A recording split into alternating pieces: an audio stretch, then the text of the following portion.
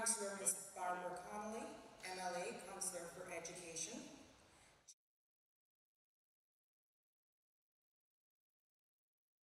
Table, we would like to welcome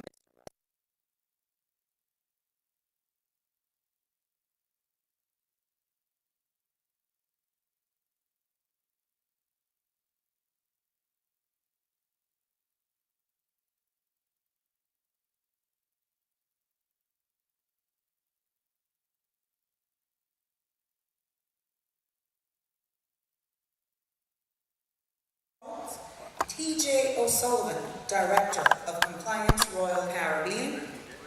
Peter Ranger, Chief Project Manager, Major Projects Office, Director, Royal Haskellane. Good evening, ladies and gentlemen. I am Sabrina Turner, and I've been asked by the government to moderate this evening's meeting, which is the second of 8 meetings that will be held throughout the islands over the course of the next 3 weeks. At this time, I would like to welcome Honourable Roy MacTaggart to do the official welcome.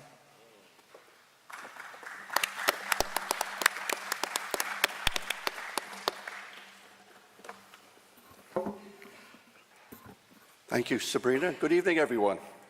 Good evening. Let me also acknowledge the presence of Mr. Kenneth Bryan, MLA, member for Georgetown Central, in our presence this evening as well. And again, welcome to everyone.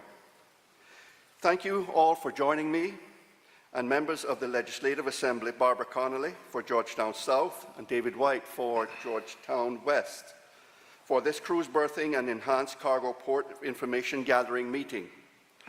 We have been brought here to answer, we are here tonight to answer any questions that you may still have about this very important project that will help to ensure the successful economic future of the Cayman Islands. If you are already a proponent of the cruise berthing and enhanced cargo port, I thank you for your support. And if you do not know tonight how you are going to vote in the referendum on the 19th of December, I am sure that by the end of this session, you will have the gleaned information that you will need in order to vote yes. You will learn tonight that this project is going to drive economic development, create jobs and opportunities, and help reduce shipping costs. The choice facing us on the 19th of December seems quite clear to me. By moving ahead with the project, we will guarantee that cruise ships will continue to bring visitors to our shores, and in so doing ensure that existing jobs are kept safe while creating added employment and business opportunities for our people. Enhanced cargo facilities will mean larger ships with more cargo that is handled more efficiently, all of which will help to drive down the costs of the goods we import and thereby help to reduce the cost of living in Cayman. You will hear tonight that the only way we are able to improve our worn-out cargo facilities is because the cost is being linked with our new cruise berthing facility. As I said earlier, the choice to me is clear on the direction we need to go. The Cayman Islands must build the cruise berthing facilities and enhance our cargo port facilities. And I pray that this will be an informative and interesting meeting for each of you this evening. So I want to give my thanks to every one of you for joining us, and without any further ado on my part, I'm going to turn things over to the moderator to introduce our speakers. Thank you, Honourable Roy MacTaggart.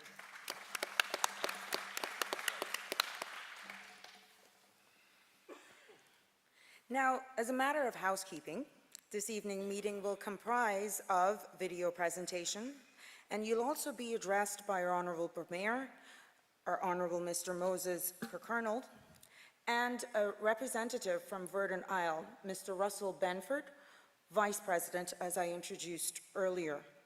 A little bit of housekeeping, please. We would kindly ask for this at this time for you to take out your cell phones or any other small devices that you may have and put them on silent or vibrate, please. Bathrooms are located to the rear of the room. And as you entered, you may have been given, or you should have been given, a booklet, a pen, some papers, and a consolidated flyer. Now, we ask that you refrain from any loud outbursts or just please be kind. Questions will not be taken via mic, so please submit your written questions on a piece of paper that has been provided to you, and we'll have persons walking around to collect them once you indicate so. I'm also humbly asking that you write your questions as clearly as possible for easy read, as I will not speculate. I will be assisted by Ms. Beverly, and this is for full disclosure, to sort questions to avoid duplication.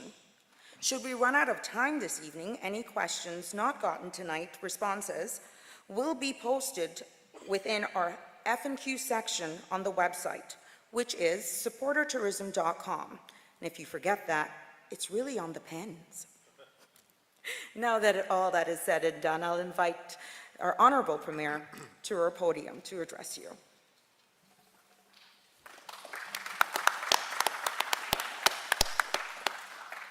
Thank you, Sabrina. Good evening, everyone.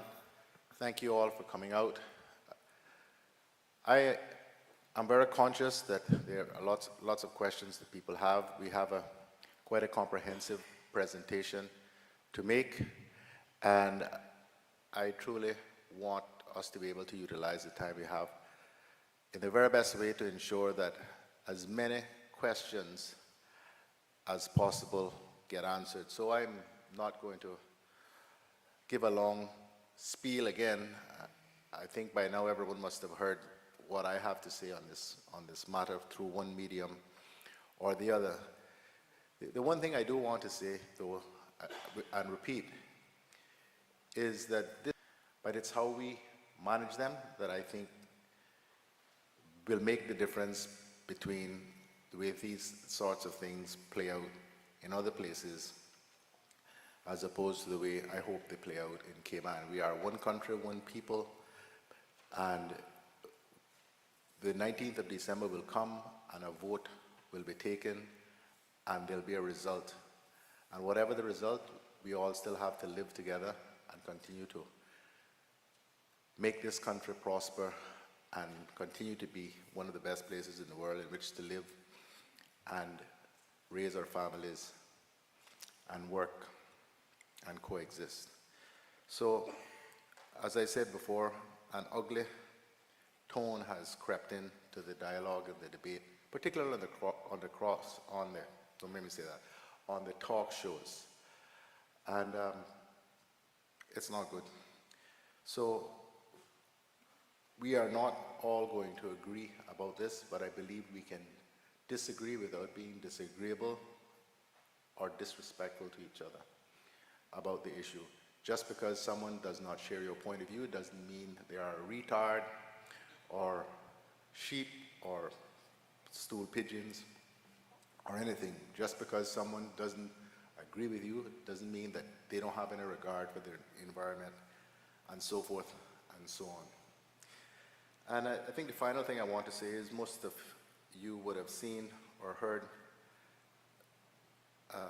through one medium or the other over the course of today that there is now an initiative by CPR and the National Trust to delay the holding of the referendum through seeking judicial intervention.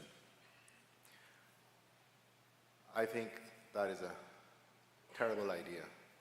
This issue has gone on for more than a year,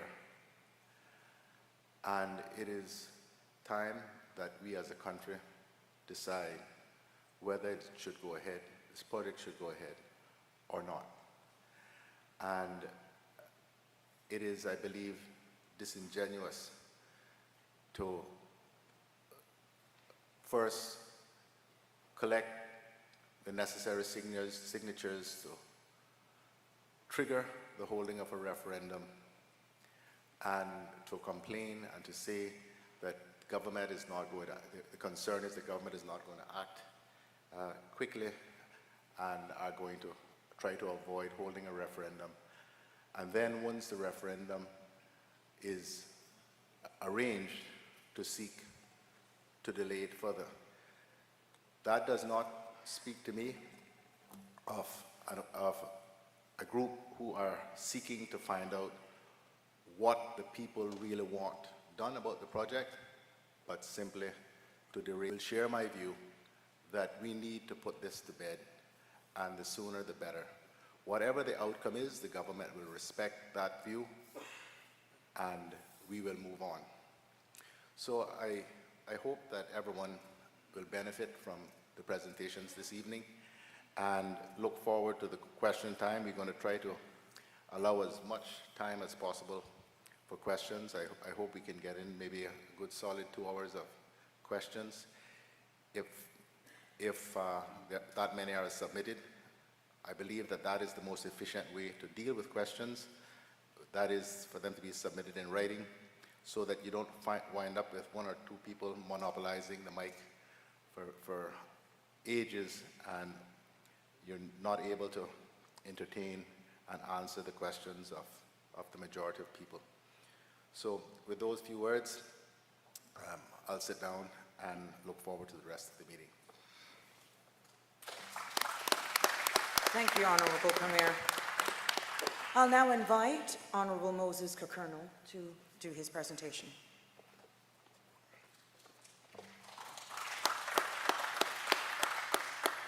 Thank you very much.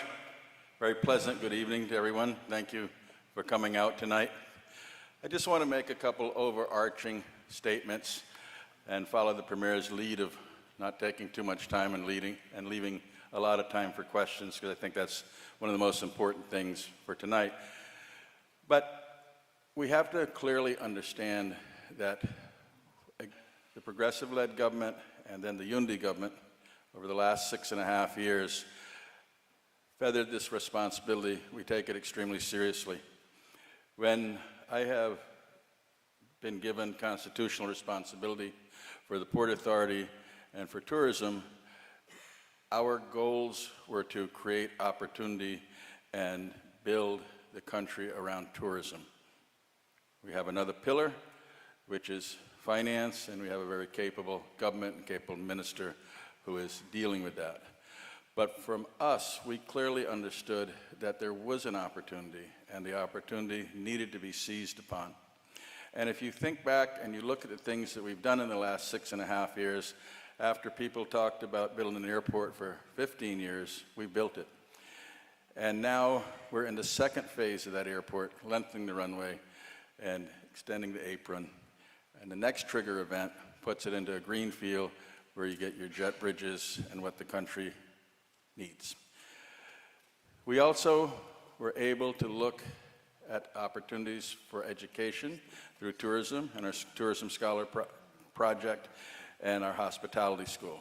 We're extremely pleased with that, to empower younger people to become involved in the industry. When we looked at the other opportunity that we had, a big percentage of our tourism is cruise. And we had to understand how we compete in cruise and how we either grow it or leave it. The government made the decision to continue taking advantage of cruise as part of our revenue source for the country. It is the right decision, but it has to be done in a balanced way. And I fully believe that everybody in this room here tonight understands that a country has to have money to operate for health, environment, infrastructure, education. This is one of the ways that we get it, by building our tourism industry. But I can promise you that this government completely understands that the environment is part of our success story. And we understand that we have to balance the two to give the opportunity for the young people. And I challenge each one of you here tonight, when a younger person comes to you and says, what am I going to do when I get out of school? Think about the things that we have for them to do. We want to make sure that we can grow opportunity at the same time as we balance and protect our environment. So that's why I say that I'm extremely pleased tonight that we've put a lot of answers together in a booklet. A little bit over a year ago, I came to this center. I came one night and left the next morning, so I don't plan to be here till 2 o'clock tomorrow morning tonight. But it was clear to say that we did our very best to answer every question that night, and we made a very clear statement. We don't have all the answers tonight, and as soon as we get the answers, we will share them with you, and this project has to be good for all of us, and it must be balanced. So thank you all very much for a couple of minutes to allow me to do some remarks tonight. Thank you.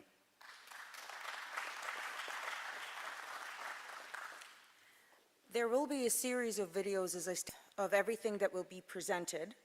And for easy takeaway, and for some of us ladies who have nice bags, these flyers are actually a consolidated version of this booklet.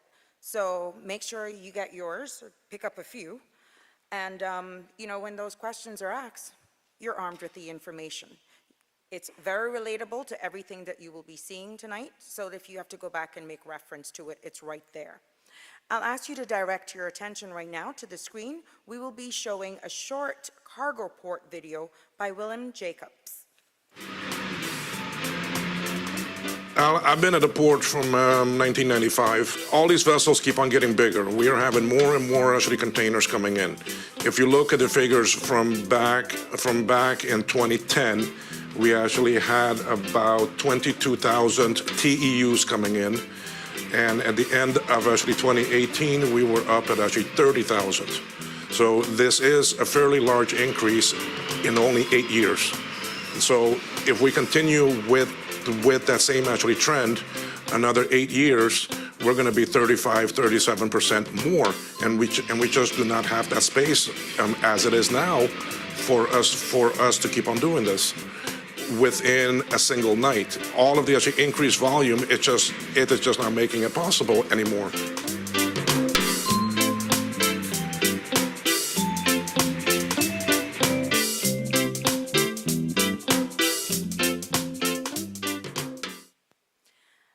I will now invite to the podium Mr. Russell Benford of Verdant Isle.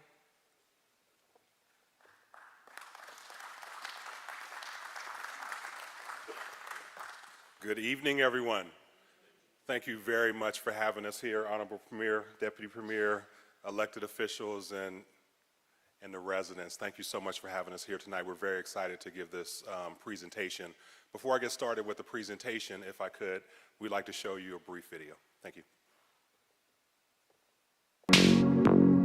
This project really is about, in many ways, changing the model from an old model that's been in place for decades, ships coming to a destination. This project is about modernization and creating an adequate facility that allows the arrival of those tourists to come in an efficient way. Grand Cayman is a pretty efficient airport, and it manages efficiently through design and experience. All of the aircraft coming in, debarking, embarking, customs, immigration, all the procedures necessary, and it does it in an efficient way on a relatively small footprint. Today, in the arrival of the cruise ships, the ships arrive and they anchor in various locations around Georgetown. Tenders coming out to the ships, a long process to debark. And that's the process that we've got in place today for the cruise ship tourists. And that's approximately 1.8 million people. 600,000 air guests coming into a state-of-the-art airport, 1.8 million cruise tourists coming into fundamentally a model that was created 100 years ago. The group called Verdant is basically 4 companies: Royal Caribbean Cruises Limited, Carnival Corporation, Orion, and McAlpine. 2 cruise companies and 2 companies very much involved in construction and building, particularly in the coastal marine environment.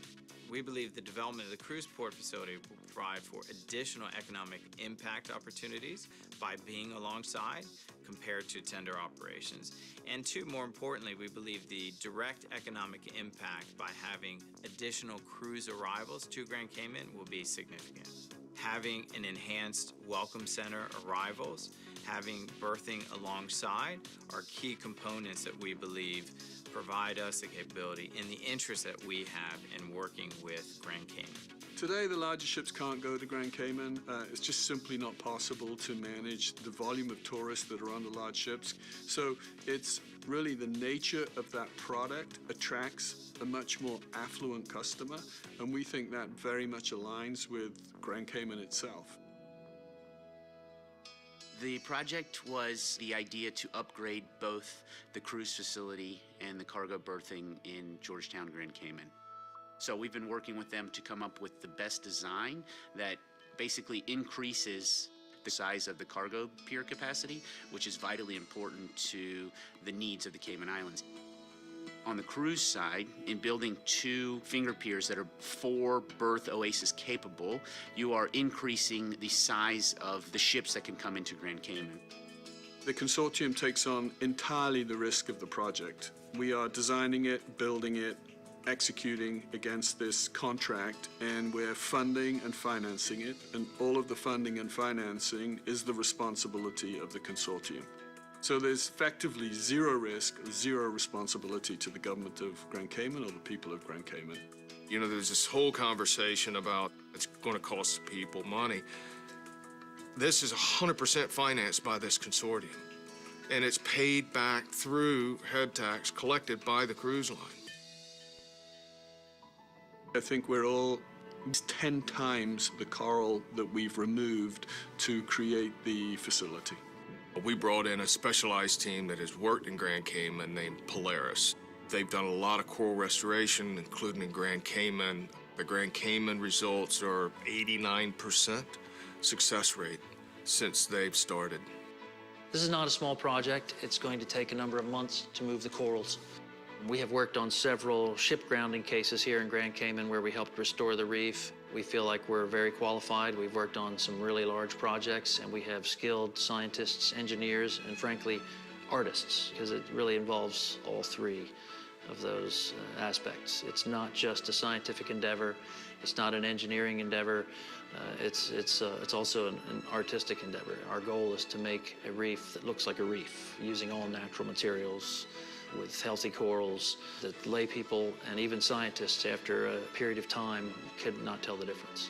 On this case, we've done this before. We've thought to go small and move reef sections individually with small boats to stay out of the port's way, have a number of boats working side by side, moving that over to the donor area. And then when we start moving corals over, our aim is to be out of the 10-acre dredge footprint area in about 6 months. For this project, we will be working on coral relocation as the part where we're taking out the direct impacts from where the dredging and the pier will be constructed.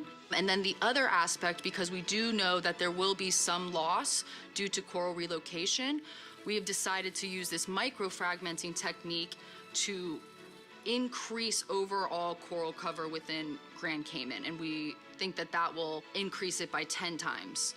We're working with a group led by Dr. Vaughan, who's been at the forefront of advancing the coral microfragmenting planting technology. Grand Cayman has got a beautiful natural resource, and they know they want to share that with the world. To do so, we have to be able to help make sure the natural resources has all the help we can, and that is with technology. We have the technology now to put to good use in natural resource restoration. That's what this is. And we can make something beautiful. We have that technology. It'd be a shame to not apply it. Some of the biggest questions people had is, can we do this at scale? And so we looked to start a project that was plant 1 million corals. Not only is it basically a good idea, it's our mission, it's our vision, and as I like to say sometimes, it's the recipe. Not only do we make many pieces, but each piece grows back to size in record time, which is very unusual. Our goal is no net loss on this project. We've engaged Dr. Vaughan to bring his research and knowledge to Grand Cayman. There's a lot of coral. We understand the impact to that. But our responsibility is to move that coral and to supplement that program with adding Dr. Vaughan's coral restoration process through microfragmentation. What's great about the microfragmentation technique and some of the other coral reskinning things that we do is we're able to see this actively happen before our very eyes. We can see it happen in a matter of months with each coral that we cut and plant. I've seen some of the damage that anchors from 4 to 6 cruise ships do per day out there for years. There's a lot of severe anchor damage out there, and frankly, if that could be stopped in any way, that would be a positive. That is a big negative with the current situation where the ships drop anchors and the chains drag and the anchors drag and they've destroyed acres of coral. There's a benefit there, particularly in the long term, because if you're not anchoring, then the coral has the opportunity to recover and regenerate over time. And obviously it's not overnight. So there is a positive there with the project. The project brings a number of positives. We'd like to work with the community down here in Grand Cayman. There's a lot of scientific expertise here. There's a lot of dive expertise here. We've worked with some of the members of the community in the past. We have relationships with them and are looking forward to doing that again. All the techniques are proven. The survival has happened, good survival. We've seen it right here in Grand Cayman. We can absolutely do it. It's just a matter of effort and a matter of doing it safely. We look as an advantage of working for this project in the Cayman Islands is that there is a close partnership with the DOE and the government on making sure that this is a sustainable project. One of the first things we will do is get out and do what we're calling the coral gridding. We're basically just putting divers in the water, and we'll be really mapping out, almost pretty much by hand, all of the coral. The primary relocation area is approximately a little more than half a mile north of the project site. And there we'll be placing large boulders on the bottom as a foundation or a substrate for the corals to be attached to, so that we'll have new coral structures. Dredging the area of the port is not a contributor to the sand at 7 Mile Beach. 7 Mile Beach is what's known as a pocket beach, and essentially the sand there is somewhat self-contained. In the port itself, that area just is not a contributor of sediment to 7 Mile Beach. There's a total commitment to make this a really great environmental success. We changed the way we're going to dredge the project. And initially we were looking at hydraulic dredging, but we changed the dredge process now to mechanical dredging.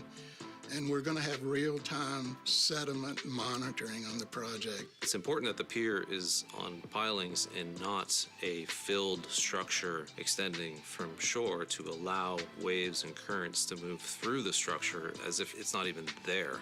Because it's on piles, the changes to the hydrodynamics should be relatively minimal.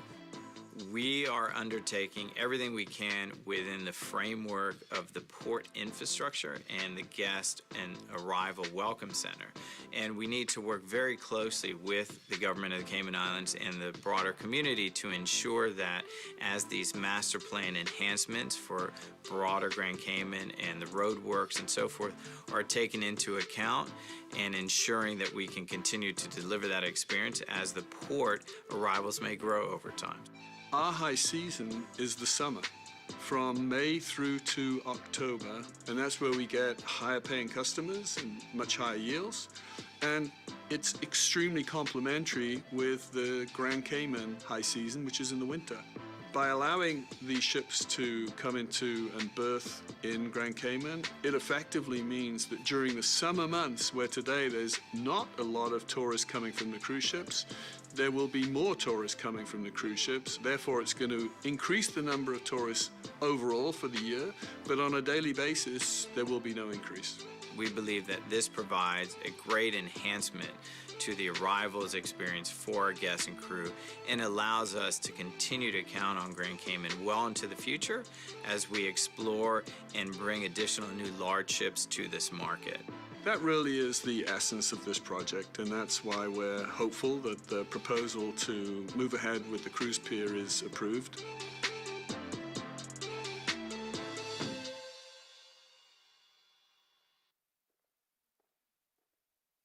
Thank you very much. I hope you all enjoyed that video. I'm going to try to keep it short tonight. I want to give a presentation, a slideshow that talks a little bit more about some of the things that Michael and my colleagues touched on in the meeting. So just so you all know in the audience, our team members are here in the center section in the first 2 rows. A lot of the folks we have some folks over here as well. Dr. Vaughn is here, the famous Dr. Vaughn from the video. So a lot of the folks that are featured in the video who have been working on this project are actually here tonight. And so we wanted to bring the experts out so they can actually answer your questions. And please feel free to get the cards. They're here. I think they're living here for a few months. They're around, they're on the radio, they show up at these meetings, and they're more than happy to talk to you and answer any questions that you may have. So again, my name is Russell Benford. I'm a Vice President of Government Relations for the Americas for Royal Caribbean. With respect to the Virgin Isle Consortium, as was mentioned in the video, we are made up of 4 entities. First is Royal Caribbean Cruise. Second is Carnival Cruise. Then we have Orion, which is the company who's actually going to build the pier, and McAlpine. And McAlpine is a construction company. They're going to build all of the above ground improvements. So you saw in the video, you'll see later on in my presentation, there are going to be new shops, new restaurants, a lot of new amenities that are going to be built on the pier for cruise, the cruise arrivals area, and the group from McAlpine is going to do that. I just wanted to point out briefly, Royal Caribbean Cruises and Carnival are the 2 largest cruise companies in the world. We represent a large majority of the cruises, and we operate on every continent. The corporations are actually made up of multiple cruise lines, and I'm not going to go through them all. I think between the 2 companies, we probably represent close to 16 or 17 different cruise lines, and a lot of those cruise ships you do see here in Cayman. Again, just a brief overview of the project. Again, if the project is approved, if the referendum is approved and the project is allowed to move forward, we anticipate beginning construction in 2020, next year. It is a significant project. It's a $250 million U.S. project with substantial construction, marine construction, and it'll take about 2 years to build that project. As TJ pointed out in the presentation, there are 2 finger piers, and those 2 finger piers can accommodate 2 Oasis-sized cruise ships, where it was approximately the largest cruise ships in the world. So you see those large Royal Caribbean ships, but right now Carnival Corporation is building those ships, MSC is building those ships. A lot of cruise companies in the world are shifting towards building larger and larger cruise ships. So those ships accommodate roughly 6,100 passengers. Each cruise company is a little bit different, but that's what those cruise ships accommodate. And they have about 2,500 crew on board. So very, very large ships that carry a lot of crew and guests. One of the great things about this project for Cayman is that we are going to increase the size of the cargo port by approximately 30%. And that is something that Virgin is going to pay for. It's not being paid for by the folks who live here, not being paid for by the government. And as we saw in the cargo video, that video has been about the same size for a long time while you all have grown here significantly. And there is a need for more cargo capacity. And in addition to that, right now, the cargo and the cruise, we kind of share space, which is not the best use of space. We try not to have customers and cruise passengers walking around a cargo port. The cargo folks have to work a lot of late nights to be able to turn that facility over in the day for cruise passengers. So with that expansion of the facility, you'll have a lot more capacity for cargo, and again, a greater capacity for cruise guests as well. Number 3, we're going to also upgrade the tender facility, which if you didn't notice in the video, we have a slide that sort of shows this, so I will point that out to you. And again, McAlpine, once the pier project is complete, they're going to construct a very nice arrival area so that when passengers arrive in Cayman, they'll walk down the pier, they'll have lots of vibrant shops that are selling local goods, they'll be able to purchase food, water, hopefully, and I'll recommend that we also maybe think about, one of the things that's really important to think about is our crew. And so there are some destinations that really focus on getting the crew off the ship. The crew spends a lot of money, the crew has time off, they like to take tours, and so we try to build facilities that have a welcome area for the crew. They have Wi-Fi, folks can ship food, they can purchase some of their favorite foods, they can get money, and so hopefully this facility will think a little bit about how we can accommodate crew to get them off of the ship as well. Because again, imagine if you have a cruise ship come in and you have 2,500 people working on the ship, and they purchase things, they spend money, they like to visit Cayman as well. And so we like to make a nice arrival area for everyone on the ship so that they can really get off. They want to get off the ships when they dock here and they can enjoy Cayman. And this is a illustration, and I'll try to kind of point out a couple things quickly to you with the microphone. with my pointer. Again, on this side, it shows the expansion of the cargo facility. That 30% increase will be here, so it'll have a lot more room for containers and movement of containers. I think I also read somewhere that maybe the cranes have been here for a while, so there may be some ability to do that. And then this is the welcome center that I talked about on this area. So the cruise passengers, if you can see them, they look sort of like ants there. They'll exit the cruise ship and they'll enter through this welcome facility, again, where there'll be shops and restaurants. This is a bus area, so folks want to board tour buses, they can do this here. And then we have some smaller vehicles, taxi cabs. And so now where you have stacking of vehicles all along the street that cause some congestion, when passengers come in, those folks will be now moved into this passenger arrival area. So we're taking a lot of these vehicles off the street and they can stage here. And again, just thinking about the crew, we also provide facilities where taxi drivers can come in, they can use the restroom. In some places we have showers that folks can use, they can get a hot meal, they can access Wi-Fi. So this facility that's going to be built here by McAlpine really serves a lot of different purposes and a lot of folks. Also, the folks working in the cargo area may be able to use some of the facilities here. And then lastly, we talked about the upgrade of the tender facility, and that's what's shown in this area where we'll have a nice tender arrival area. And then again, folks can come in through the shops and jump on a tour bus or a taxi and have a great day in Cayman. This is an illustration of what the visitor arrival area is going to look like. Has some nice shops and restaurants. One thing that I wanted to point out is that Verdant will not be responsible for managing the occupants of this facility. So what we're going to do is build it, and then the Port Authority manages the leases, right? So all the local vendors and shopkeepers and operators, they have relationships now with the government. They're going to have to continue to have those relationships. We're not going to be involved in any of the selection process of the vendors and the small business owners who are at this facility. A couple things that I've heard the Premier and the Deputy Premier talk about. I think one of the things I've heard most often is that there is no financial risk to the government of Cayman and to the people of Cayman. Verdant partners are financing this project. We've already started to talk to folks in the market. We are going to borrow the money for the project. The government is not going to be the borrower. The government is not the lender of the funds of the $250 million US to build this project. The government is not going to guarantee the loans in any form or format, so there is no financial risk for the government of Cayman or for the taxpayers here, or the people who live here. The project is going to be paid for by head tax revenue. So every passenger who arrives in Cayman, once they arrive here, they have to pay something called a head tax. And there's a lot of different factors, things that go into a head tax. Two of those things, if you take out two of the line items of a head tax, one of those line items is going to go to pay for the debt service of the actual pier. So Verdant borrows the money, the cruise passengers come, they pay a head tax, and part of that head tax is going to go to pay the debt service. That's where the money is going to come from to pay for the $250 million US improvement. The project and the pier is not just open to Royal and Carnival. This is a cruise facility that's open to any cruise ship in the world, any cruise company. Verdant is not going to manage the port. We don't have anything to do with how ships come in, the scheduling of calls. That's all done by the government here. That's done by a third party. We're not involved with that, but the facility is open to everyone.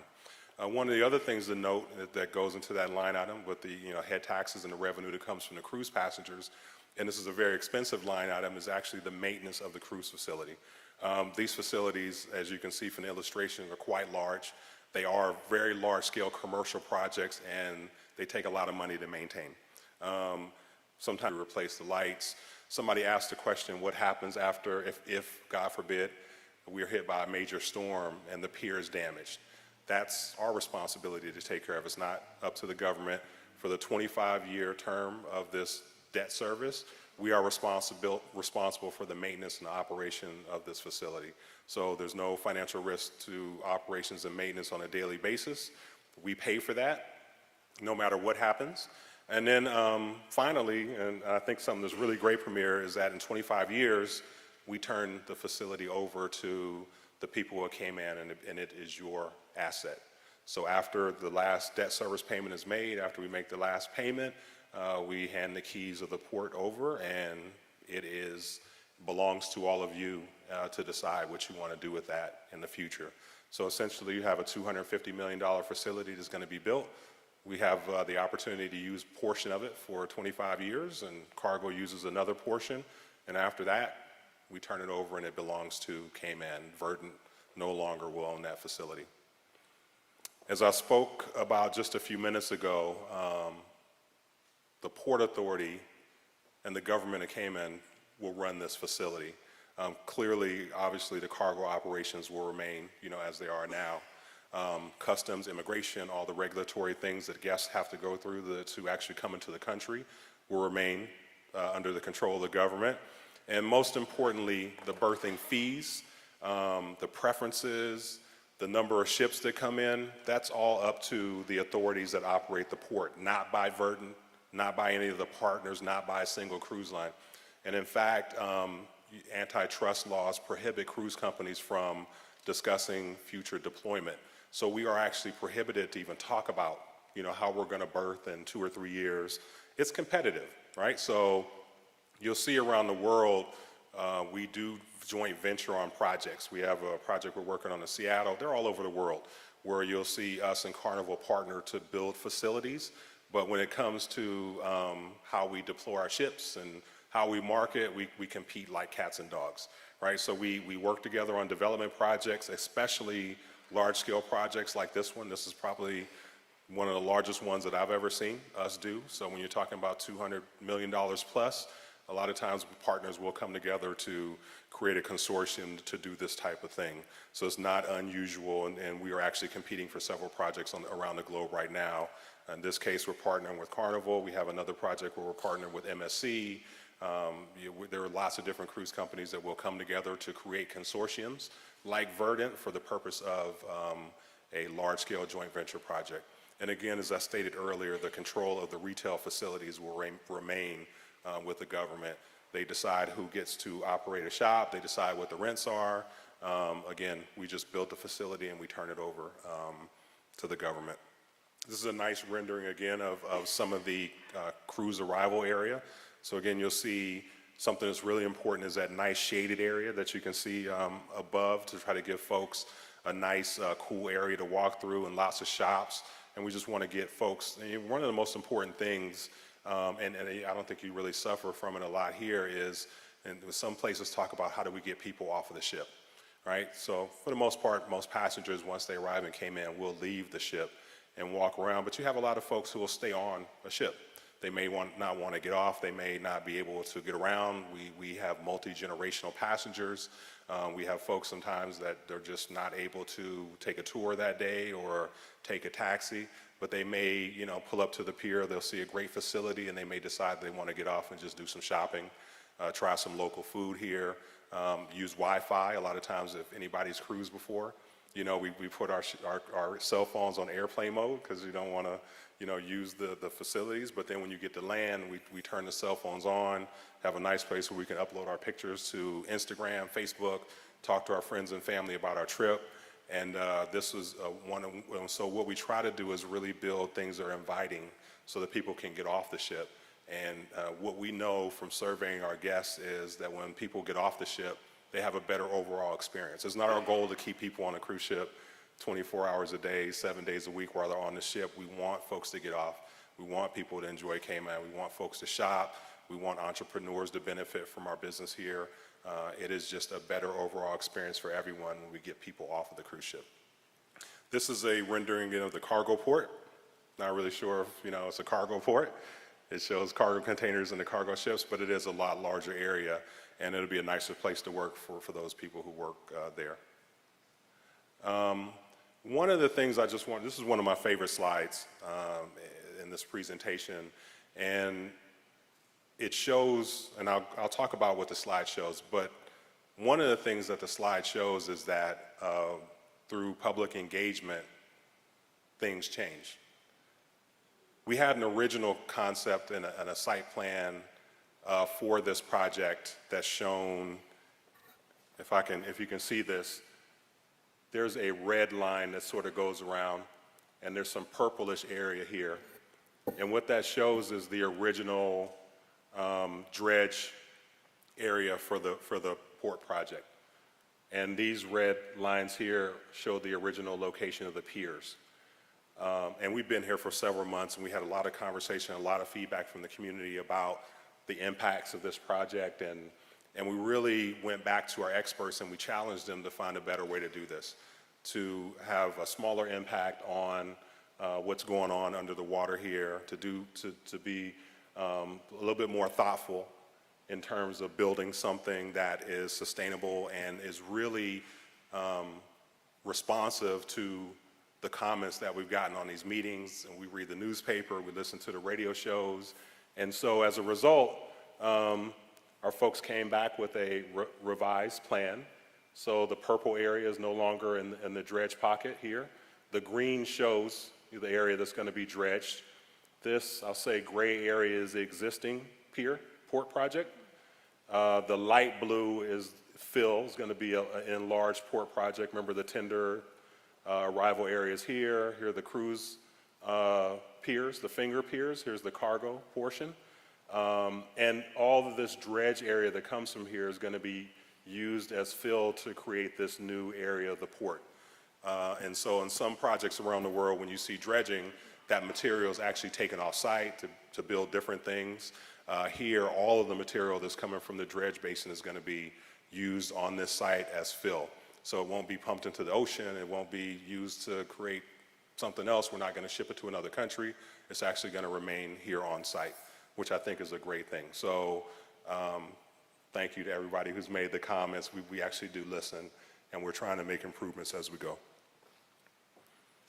One of the things that you'll hear some of the experts talk about, and they mention it in the video as well, and I don't know if you can see it here, is in the pictures, is that piers actually are good for their marine environment when you're talking about a pier versus an anchor in the water, right? So if you look at the photograph up here, this is a seabed in the area where we have anchoring, right?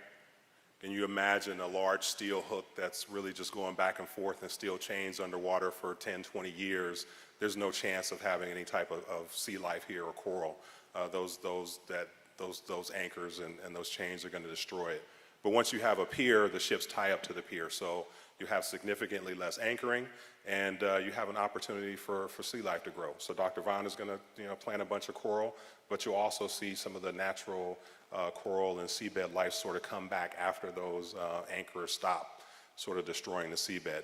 So you will have sometimes, we're thinking maybe up to 10 times a year, where you will have more ships in port than we have spaces at the actual finger piers. We use something called dynamic tendering, positioning, for our ships. So as new ships come along, they're able to hold their position using some of the bow thrusters that are on board. You may have times when people have to anchor. I don't know what kind of ships come in. I can't speak for the cargo. But again, with piers, the ships tie up. There are no anchors that are destroying the seabed, so you will have more sea life and a healthier environment for coral. We at Royal and at Verdant are committed to environmentally sustainable projects and practices. The sea is this is where we do our business. And so I was on the way over here, I was having a conversation with one of my colleagues about, sea turtles and how we can greater advocate for preserving sea turtles and giving back. We talked a lot about these coral projects. These are things that we think about in every aspect of our business because we need to maintain the place that we work. For this particular project, the government was very clear, your premier was very clear, deputy was very clear that we need to go above and beyond what we've done before. We need to think outside the box, so we were very fortunate to be able to assemble a world-class team that are here, and I'll mention some of those partners, and I'll talk about some others a little bit later.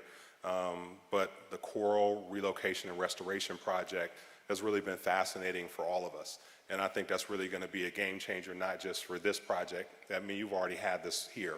There's already been a restoration project that happened in Cayman, but I think this can really be a game changer for the industry. It's going to change a lot of practices really moving forward. A silt management project, I'm not going to talk a whole lot about that, but we have experts that can talk about it. Essentially, there's two ways to, well, first of all, we got comments about some of the beaches, and people ask questions when you're doing some of the beaches, and there's really two prominent ways to do the dredging work. One is, I think you talked about it in the video, is a hydraulic method, and again, I don't know, I'm not a scientist, but if you can imagine a large vacuum cleaner, they suck out the seabed and then pump it somewhere else. It's a little messier. And the other is called we'll talk about it, the silt management project. They will actually go in with a large piece of machinery and scoop by scoop very carefully that material that's on the seabed. So you won't have sand and material blowing around on the ocean floor. You'll have a very controlled method. And again, we'll talk briefly about the real-time monitoring, because it goes along with the silt management project. In a lot of locations, most locations were required to do silt management and monitoring, and that's where we actually have equipment that's in the water that monitors how much silt is in the water on a daily basis. And a lot of times the government entities will come, every week, every 2 weeks, every 30 days, they'll get all the records, and then they'll review what happened, with turbidity and sedimentation for the last 30 days. And if there's some spikes, they'll call us and say, hey, we had an issue on 3 weeks ago, we might have had a windy day, there was a lot of waves, we had a lot of silt, we need to address it. What's different here is we're going to install a real-time monitoring system. And what that means is your regulatory officials will be able to, in real time, every single day, every minute, every hour, monitor what's going on in the site with respect to silt. So if we have a day where it's really windy or we have a lot of wave action, and there's a little bit too much turbidity and a little too much activity with respect to sedimentation, they'll call and shut us down immediately. So we're not going to have to wait 30 days, 60 days, 90 days to find out that we could have done it a little bit better. They're going to have access to this 24/7. And the last thing that we talk about in this section is something that we've advocated for here on this project, is to appoint an independent environmental sort of oversight committee that can, outside of your government regulators, have some independent experts who you all agree who are responsible and not related to Verdant. They maybe don't work for the government. They're truly independent. That can take a look at some of the what's going on out here and give some recommendations and feedback to you. So we, again, have put together a really good team of people. We have Polaris, we have Sea Ventures, Reef Tech, and Plant a Million Corals. And all these folks most of the folks are here today, and they all come together to, if this project is approved, to work on this project. And again, our guests come here and for the same reason that you all love Cayman. We love the ocean life, we love the reefs. Our guests want to dive, they want to take a submarine tour, they want to dive a reef, they want to look at the corals, and we want to do whatever we can to protect the environment here. This group has worked together for quite a long time, since 2005, and they've managed more than 70 of these restoration and relocation projects. We talked about the one that is happening here in Cayman, but they're also in Mexico, they're in the British Virgin Islands, they're in the United States, in the Keys, and the projects are doing very well, and the project here that's existing in Cayman has really exceeded expectations with respect to some of the benchmarks that we set. And this is just a list of some of the projects. Again, if you want to take a look or do some of your own research. On this slide, there's the third column talks about survival. And so again, the first column you have when the project started, second column is where it is, and the third is really interesting. It's a column that talks about survival. And there's it says in a couple places better than reference. The reference refers to sort of like a control group.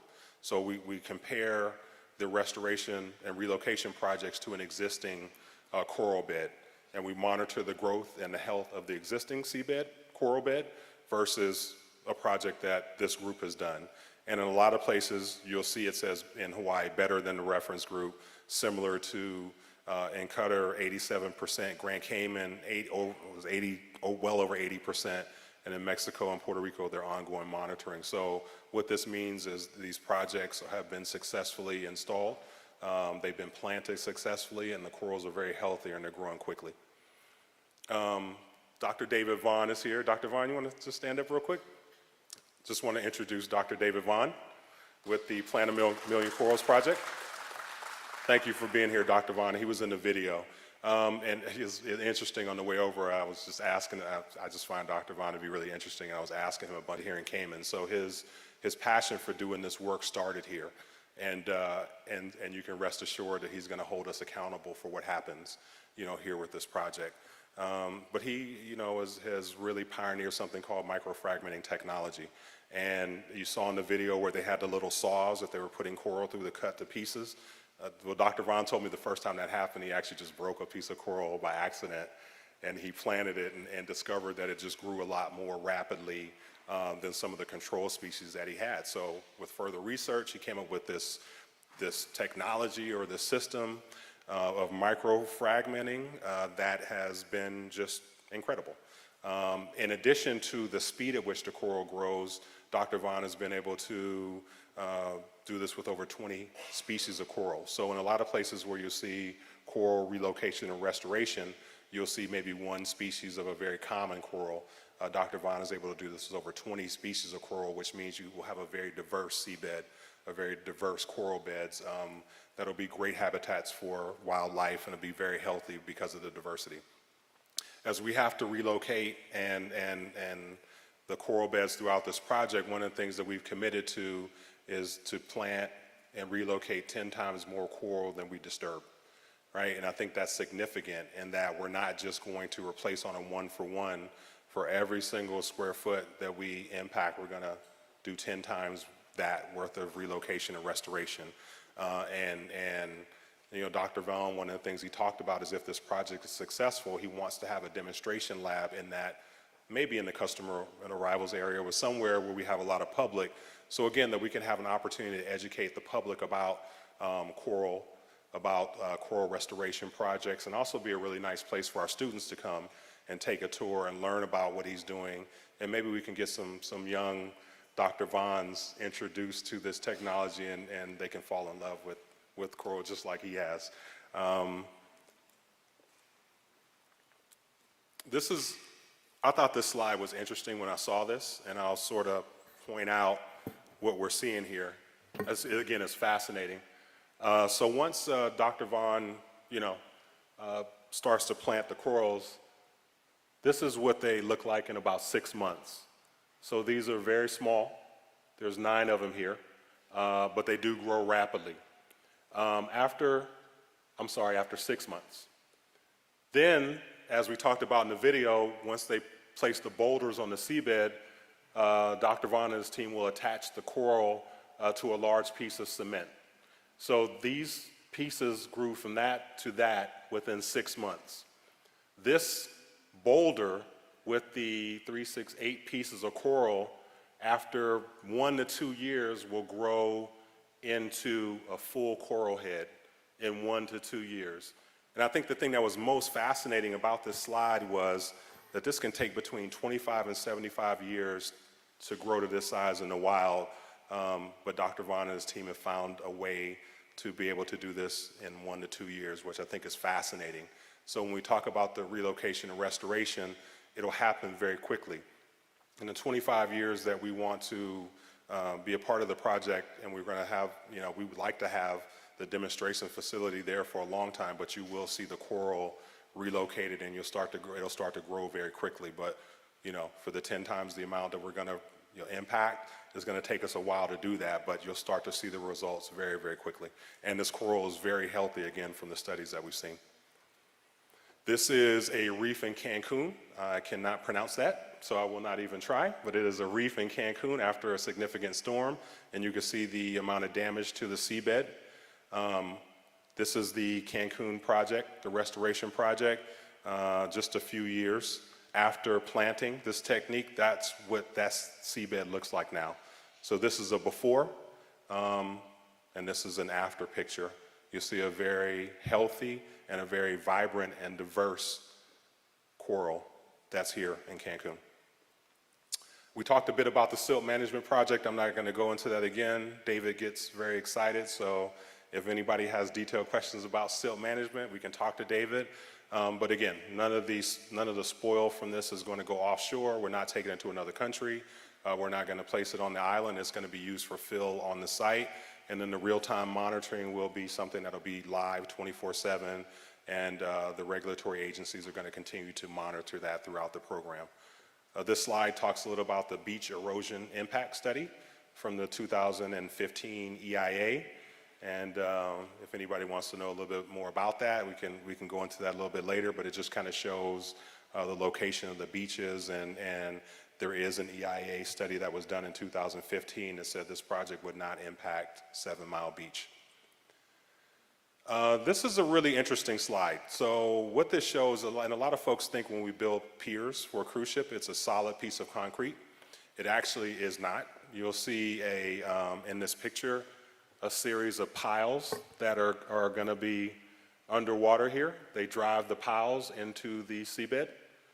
You can see the 4 rows of the piles, and then the actual pier is a cap that goes on top of the piles. So water flows in and out of the, and all around here. You actually get coral that grows on the everywhere here. So this is a flowing ecosystem here of water and movement.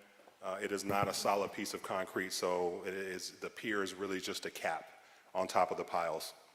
Again, another really nice picture of the project showing, on the left, the cargo port, and then on the right, the cruise port. Again, this is a really good illustration that shows this arrival area, which is great, but more importantly, what I wanted to draw your attention to was this area where all the vehicles are going to stage for the passengers. So you see the buses, and then we see a minibus area, taxi area, really nice facilities for the management of that, places where folks can use the restroom, grab a bite to eat, the operators.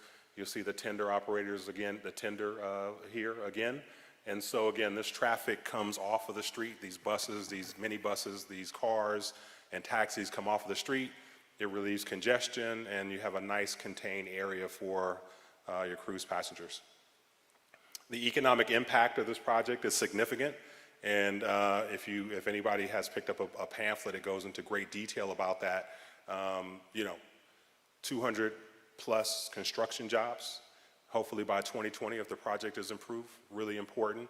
You're talking about people like engineers, divers, concrete workers, electricians, marine captains, pile drivers.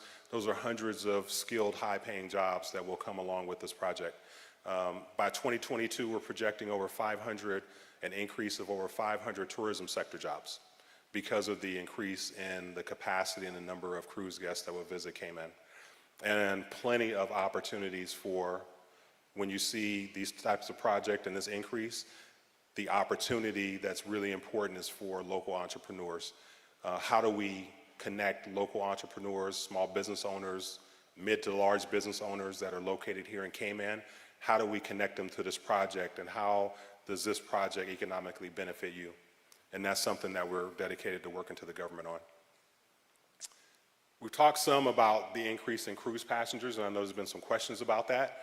Last year we brought, is that 1.8 million? I'm sorry, what is that number? It is 1.8 million guests to Cayman. We're projecting 1.9 million. We're projecting after, if this cruise facility is built, that would increase to about 2.5 million cruise passengers per year. One of the things I want to point out is, and Michael Bailey talked about this in the video, and we got questions about, well, what about the impact, and are they all going to come in the same season? Once the cruise pier is built, and as Michael talked about, our peak season for Royal Caribbean and for the cruise industry is the summer, right? And so what we're looking at with that 30% increase is that you're going to see the cruise guests start to spread throughout the course of a year. So you won't have these spikes, these seasonal spikes with respect to cruise guests and a crush of people in the winter months and no one in the summer. You'll start to see a lot of those passengers start to come in the summer. So you'll see sort of an evening out. We don't think there'll be any additional folks that are there, on a daily basis now, but what you will see is consistency with respect to the number of cruise visitors that you have here in Cayman. So for the tour operators, the restaurateurs, the small business owners that, have to figure out a way to operate seasonally and make sure they can get by in the summer months or vacation or whatever it is they want to do. There are going to be opportunities here year-round for people. And so that increase that you'll see will be spread over a 12-month period, not all in the months that you see cruise guests here now. And that's what opens up. So our large cruise ships, we have 4 of the Oasis class ships of Royal Caribbean. All of those ships are in South Florida. And they cruise from South Florida, and they don't come to Cayman now. But if this facility is built, we would be able to bring the large ships to Cayman, and then you would start to see this increase in passengers, and the other large ships would be able to come as well. We talked a bit about the visitor traffic flow, the 12-month period where guests are going to come, right? So you'll see an evening out of your cruise guests over a calendar year, not just in the peak season. The cruise facility will get those cars, buses, taxis off of the street, so you'll see a really improved transportation system and arrival area. There's an opportunity for more tours because the cruise ships, once they tender, they have the ability to stay longer.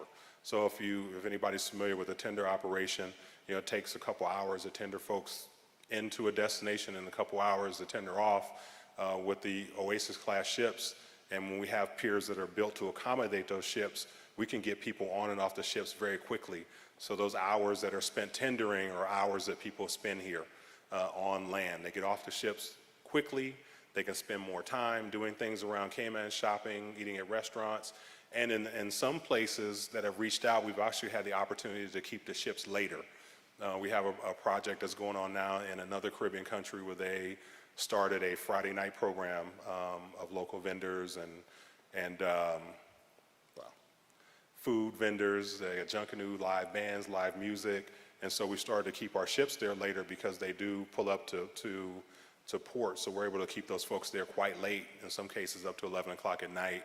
And so they can start to enjoy Cayman at night, which I think is great. And then, as you know, the government's working on your Georgetown master plan, and we've been working with the folks here to talk about that plan and how this, our concept for a cruise and cargo port really ties into what the government is doing here. In the video, Michael Bailey talked a bit about the more affluent guests. One of the things we do at Royal Caribbean and all of the cruise lines do is we survey our guests to death. We have a data, we try to find out everything we can about our guests, what they like, what they don't like. In fact, we build our ships, we build our attractions based on that feedback. And so we have a really good idea of the demographics of the people who sail on our ships and take cruises, from the age to the income to what they want to do. And one of the things that we've noticed is that the folks that sail on a larger ship, they have a higher household income. In fact, on average, about 20% more than the folks who sail on a smaller ship. So what that means is more buying power for the folks that are going to come once the large ships start to come. One of the interesting things that I learned was quite fascinating to me is this is a picture, an overhead of an Oasis class ship. These ships are really a microcosm of our entire cruise company.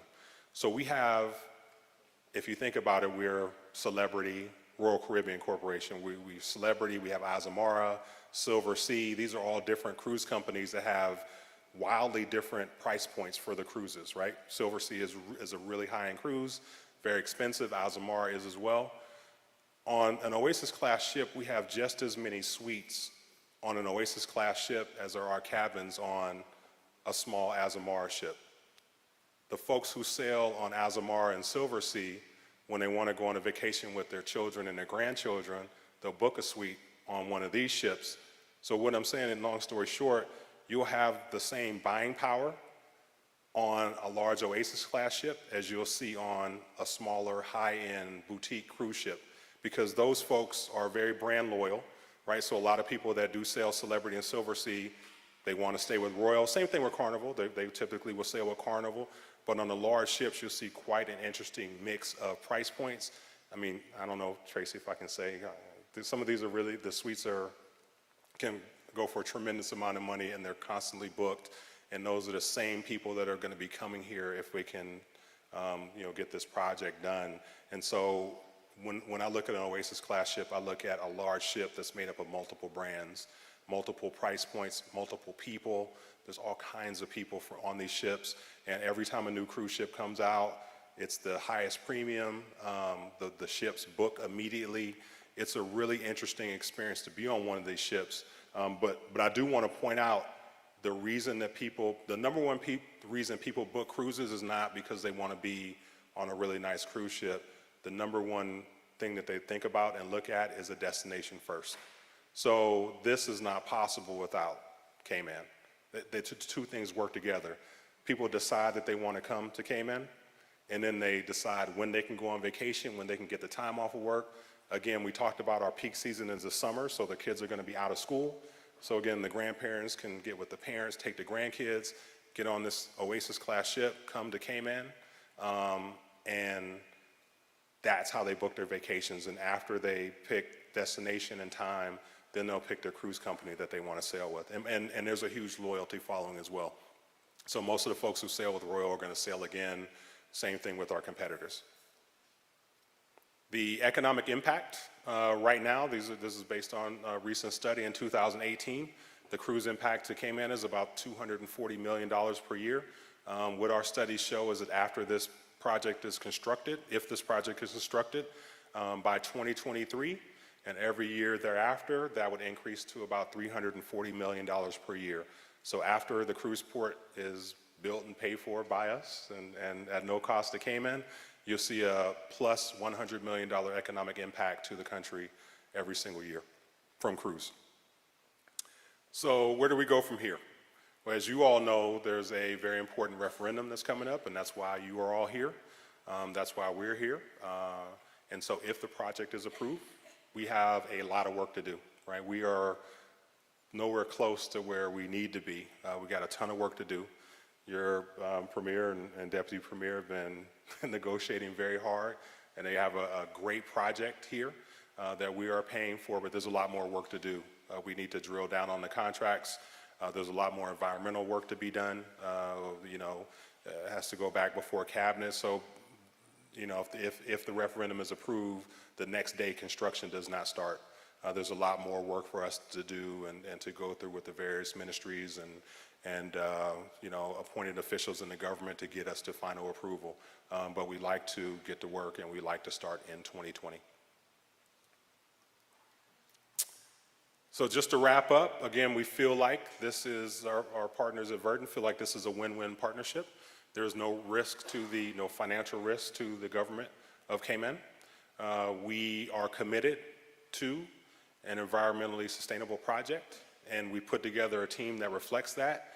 This project will create close to 700 jobs in construction and tourism, and there will be a ton of local entrepreneurial activities. And last but not least, my favorite slide is this little boy. I just like this slide. So again, thank you for your time, Premier, Deputy Premier. Thank you for having us, all our partners. We really do appreciate the opportunity to present to you tonight, and we look forward to answering any questions that you may have. Thank you very much. Thank you, Mr. Benford. Now it has come to that time where we go into the question and answer period. Again, we have a number of questions, and we hope to get through as many as possible. Yes, there are people walking around. Just raise your hand for us, please. Again, refreshments are to the rear of the room. Please go help yourself at any time during this period. First question. At Tuesday's meeting, it was promised that unanswered questions would be posted on the FAQ section of the Verdant Isle website. Where are they? How can we be sure they weren't just ignored or disposed of? I've been informed that all questions that have not been answered will be posted on the website, which is supportourtourism.com, within 72 hours. Our apologies for that delay thus far, but if for some reason we run out of time and your question is not answered or read out tonight, they will be posted, the responses to those will be posted in 72 hours. By show of hands, who on the panel or in the front row has ever been diving? Have you seen the reefs in the harbor firsthand? Whether you have or haven't, how have you gotten comfortable with destroying them? Have you told your children that's what you stand for? So by a show of hands, who's in the front row that has been diving? Have you seen the reefs? I guess that's an aye. Whether or not, are you comfortable with destroying them? Dr. Vaughn, do you want to? I'm not sure that's one that can be easily answered, only because I don't think we're destroying them. The main part is actually transporting them to a new location. And then on top of that, by adding more and more with restoration on top of it. So it's hard to answer. I don't think anybody, including myself, is happy with ever destroying a reef. I think we're in a spot where you've got to decide whether you're dropping anchor off of the reef or you're going to stop doing that and tie up like everybody else does to a fixed pier and let that reef recover. Let me Thank just you. say, I don't know if the author of that question has actually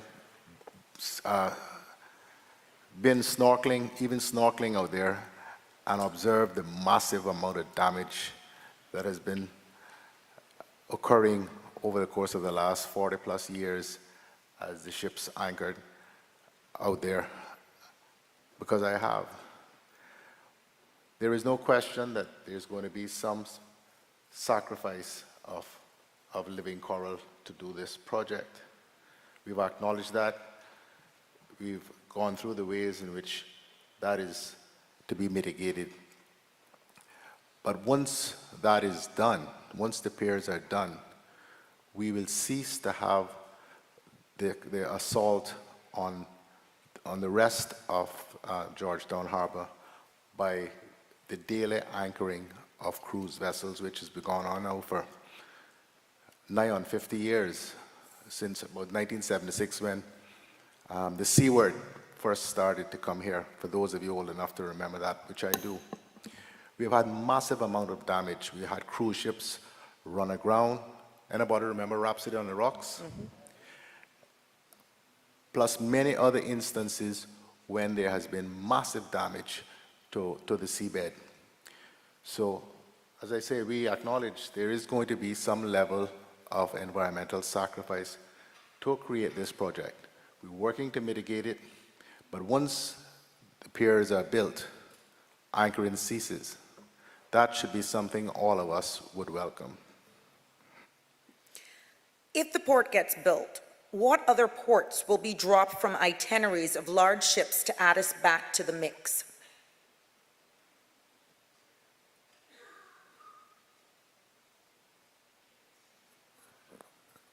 That is I can only speak for Royal.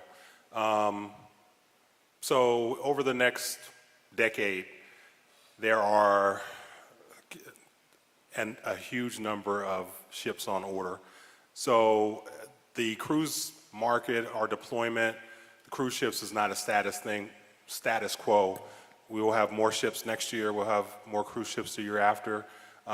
As we add capacity, and by the way, most of our ships that are on order for Royal Caribbean International are Oasis class ships, and our next class of ship is going to be called an Icon class of ship, which is approximately the same size. It'll be a different configuration.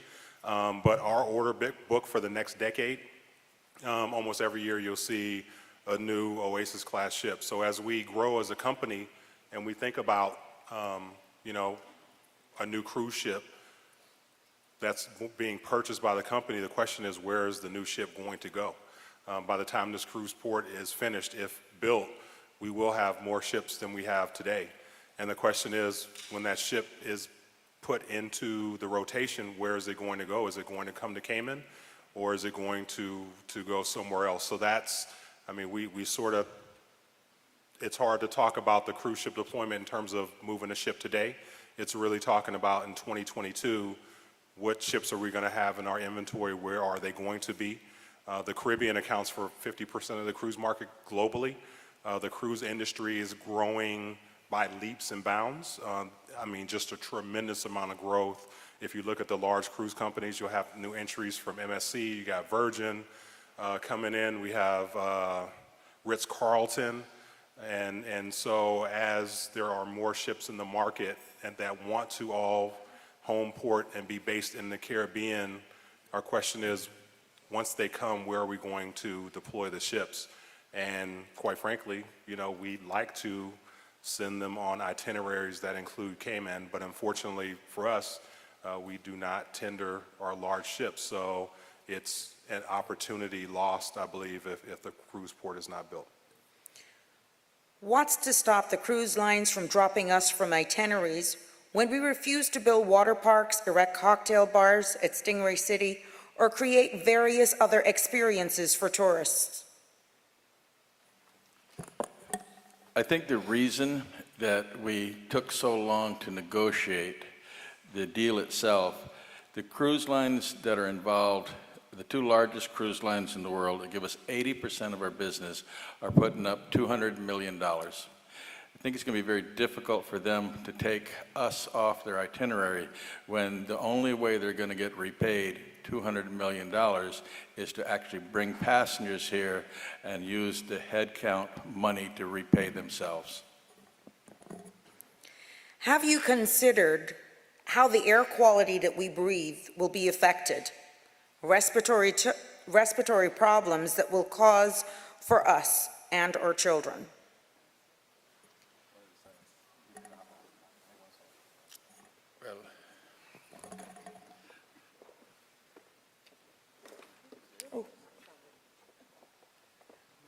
The air quality was, sorry, Chris Adnett from Royal Haskoning.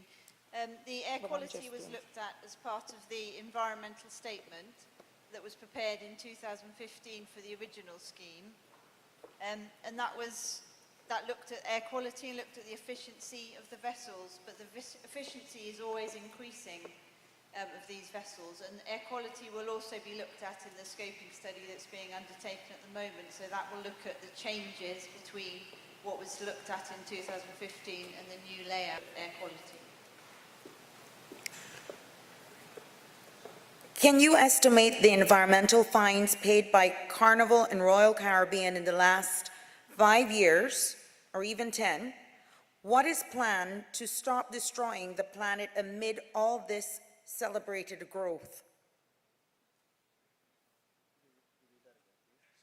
Can you estimate the environmental fines paid by Carnival and Royal Caribbean in the last year, 5 years, 10 years?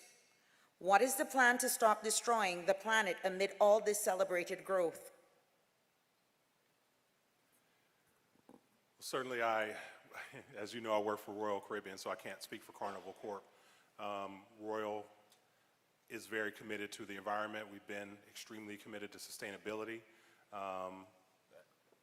If there are stories that are out there about us actively involved in fines or some issue, you know, please we can discuss that. I'm not aware of that, but well, I don't know of any for Royal. I can't speak on that, but I cannot answer for Carnival Corporation because I'm sorry, I don't work for that company, so I can't answer for them. Has consideration been given about the noise pollution of the mammoth engines of 4 megaships attached to a port running 24/7?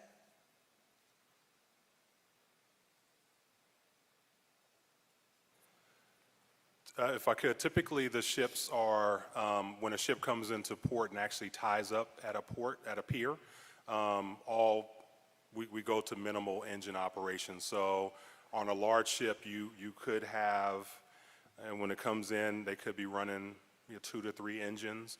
Once they tie up to a port, they'll go down to 1 engine just running at a low RPM enough to just generate electricity to run the air conditioning systems on. So the ships there'll be less, the engines will run less for ships that are tied up to a pier than they do for ships that anchor or tender. So there'll be less engine activity with respect to a pier than they would as now. What precautions have been taken specifically to make the port and berthing facility hurricane-resistant and climate change ready?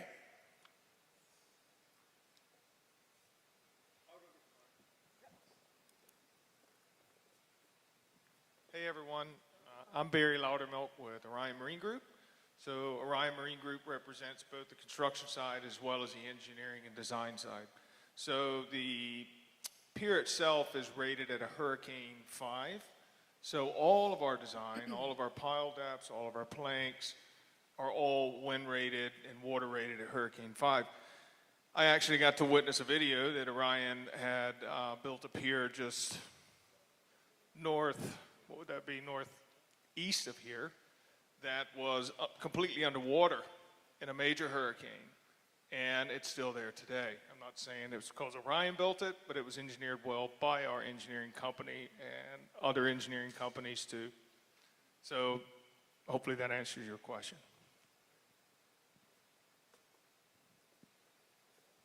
Scott Hicks with Schneider Engineering. I did want to address, there was a comment there about climate change. Obviously, that's an important issue. Its short answer here is we are incorporating sea level rise into our design. And one of those concerns with the sea level rise and with water impacts in the port area is flooding in the downtown Georgetown 7 And there's also, as part of the new pier, will be approximately, 3 feet taller than the existing? We're at like 7.8 feet now. We're at 10.5 feet for the new pier. And, but on top of that, there'll also be a wave wall feature that will help to prevent flooding in the downtown Georgetown area. Now, that's something that still needs to be looked at and the design finalized. And on top of that, there's stormwater drainage that needs to be incorporated in addition to the wave wall, but we're incorporating the sea level rise and those flooding concerns into the design.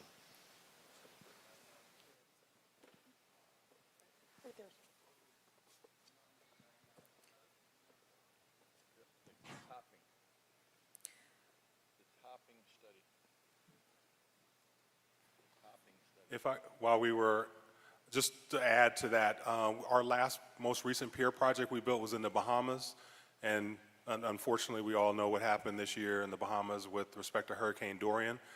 That pier, I believe, was undamaged. The only thing, you had some fenders that were, some huge fenders that were probably up on the land after the storm, but the pier survived one of the worst hurricanes that we've ever seen in the Caribbean. It was perfectly fine, did not require any repair at all, so they withstood Dorian, so we feel pretty confident. Does he have a further reply? Okay, there's a question.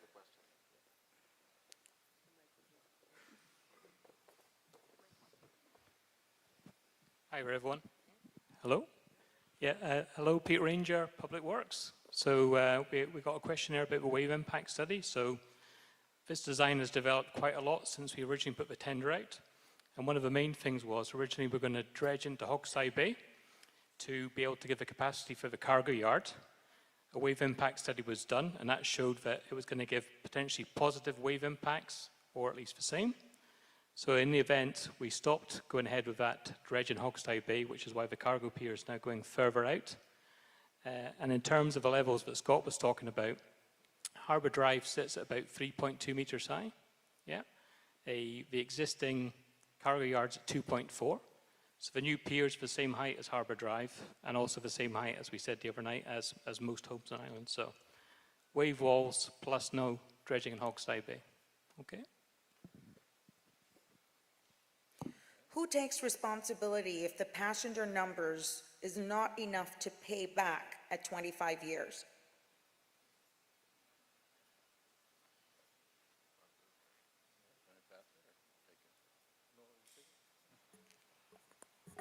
The way the structure works is the financiers, Verdant, has not received enough money to pay off the $200 million loan.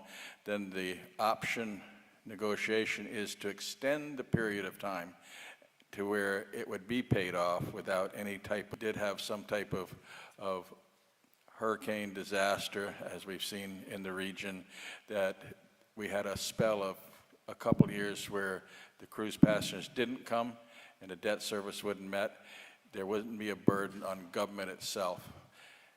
And I will finish this question or this answer by saying the other part of that question is, what if there's more money paid in this 25-year period by the head count passenger fee? Then there's a provision in how the surplus would be split equally between the government and Verdant. Historically, in several areas that were dredged, they have had to resort to using dynamite. Has this been considered? In the dredging plans and without the geological studies, how has the best dredging approach been arrived at?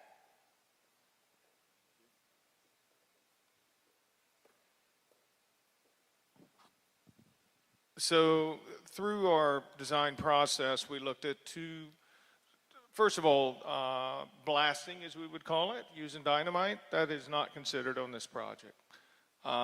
So we looked at two types of dredging, a hydraulic approach as well as a mechanical approach.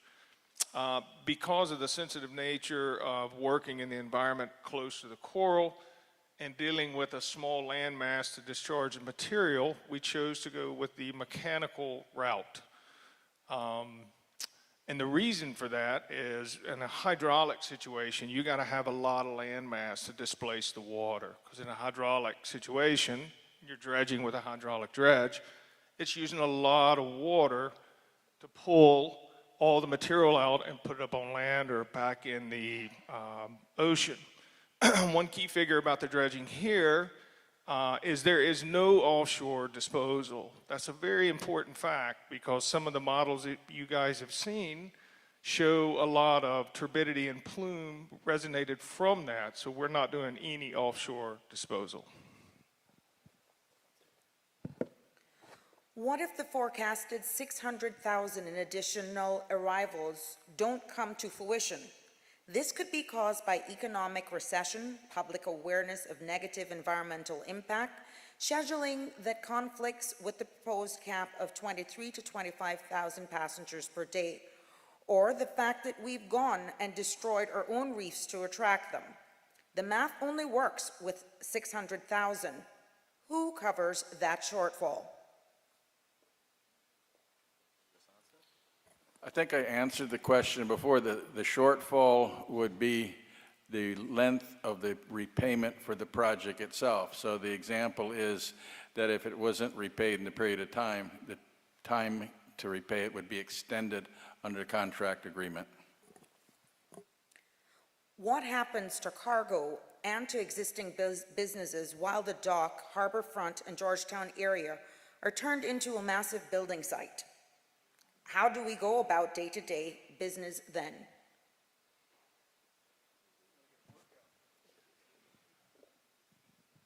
So during the design and the bidding process that we went through a very extensive phasing plan so that we did not interrupt any of the cargo operations nor the cruise operations. So if you look at the job, if you look at the project itself, it's divided up into several phases that we actually work in that allow for the tendering operation to continue as well as the cargo operation continues. So we're not anticipating impact to the people, the service providers out on the street or the cargo or the cruise. Cruise ships do their utmost to sail at full capacity, often discounting closer to departure in order to fill all cabins. How does this result in more affluent customer base? What are the concrete stats on port spending? And how much more are they spending per person than passengers of smaller ships? Not counting excursions booked through the ship, the majority of which goes to the cruise line. As we talked about earlier, there's a different economic model for the large ships. So when we talk about the operation of our fleet, There are the Oasis class ships, and then there's sort of the other ships that we talk about in the bucket. As soon as we announce that a new Oasis class ship is under construction, our phone lines are flooded. We get tons of phone calls. People want to book those cruises as quickly as possible. The highest rates we charge as a company are going to be in the first year of operation of a new ship. So again, once you see the pier built, the pier allows the large ships to come. Those cabins on the large ships sell at a premium, and based on the data we have on our existing customers, their per capita income is about 20% more than the folks who sail on the other ships in the fleet. So we know what the numbers are, we know how folks book, and the large cruise ships book up very, very quickly. It is not easy to get a last-minute cabin on a Oasis class ship. That's pretty rare. Who will manage the shops on the pier? Can Caymanians bid for them? The plan is for basically no change as the status quo we have today. There's no upland development in this project. What the commitment is, the same square footage that is now at Royal Watler will be rebuilt in a new area in a more user-friendly way, that when you come off on the cruise piers, the same way you would shop in a shopping center and have an anchor tenant and have a flow of retail pathways, is what the proposal is that was shown on the diagram. And we have been through an exercise like this 2 years ago when we rebuilt Owen Roberts International Airport. And the people who were running the shops then, there was a program put in place of how opportunity would be provided, considering that there were people who weren't at the airport, and there are people who are not at the dock right now that would like to have a shop there, and there are partners and people who are there now who have been extremely good partners, and the balance is to find a way, as we did at the airport, to protect all of the entities and all of the people who have interest. What is the current fee per passenger that is charged? What was the per passenger fee in the year 2000? What is current and what was?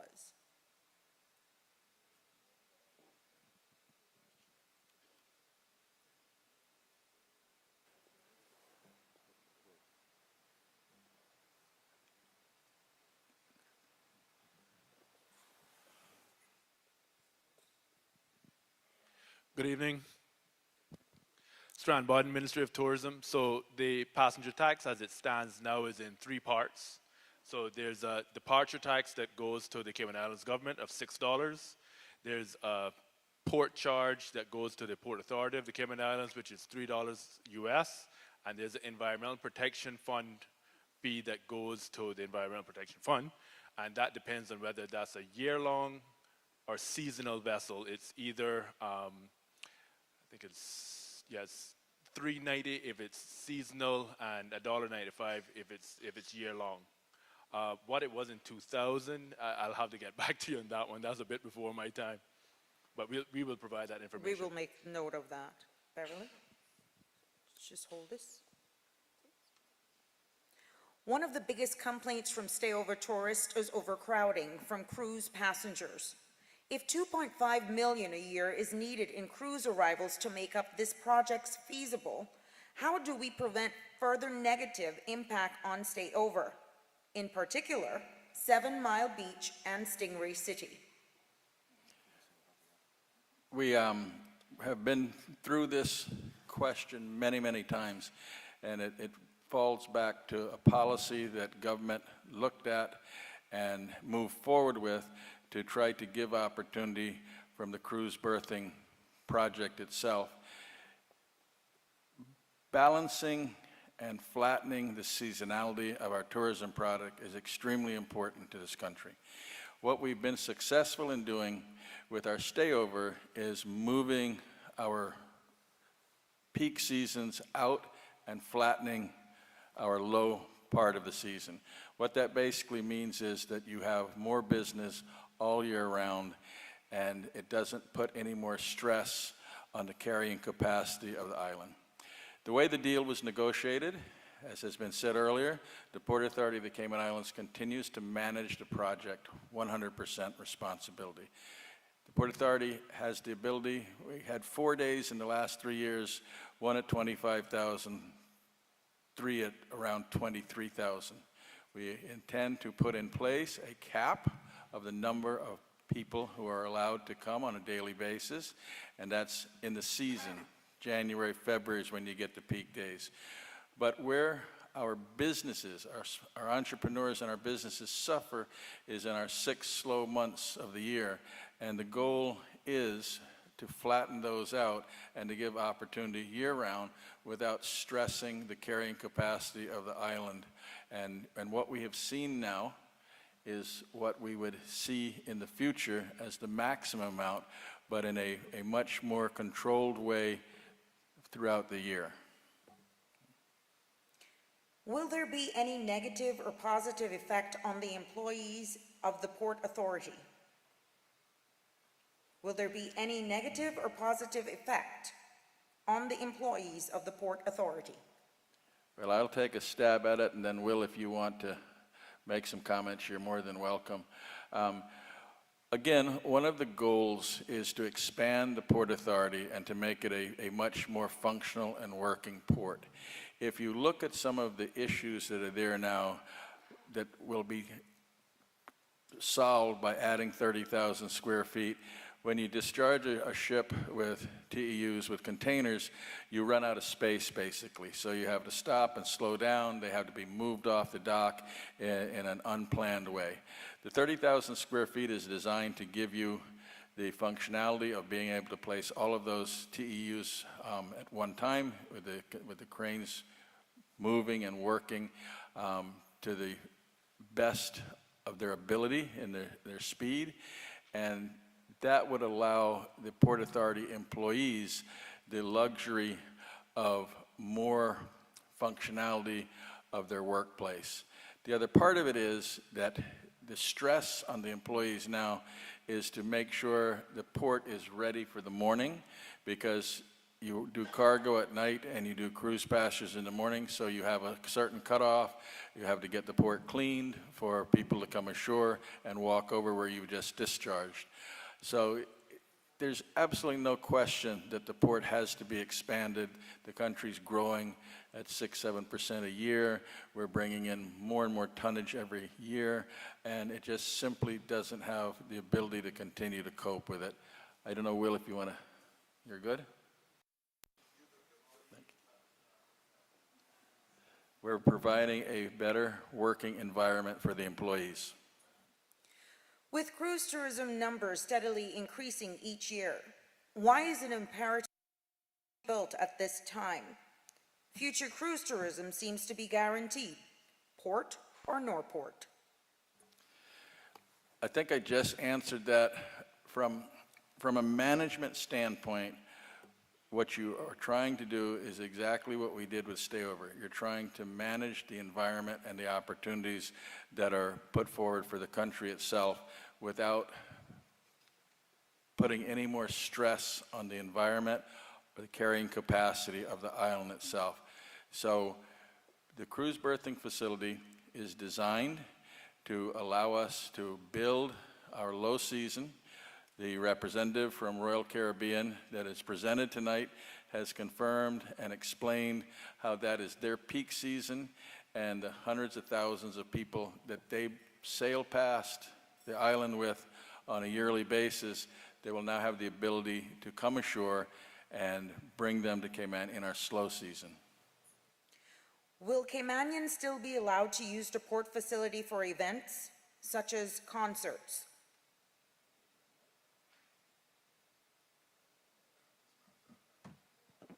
Will Caymanians still be allowed to use the port facility for events?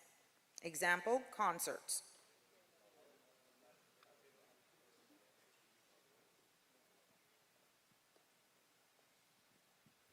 Strand Barton again. We discussed this, I think, on Tuesday night. So the same security protocol that is in place now at the Port Authority would still be in place in the future. Right. So because none is done now, none would be done in the future.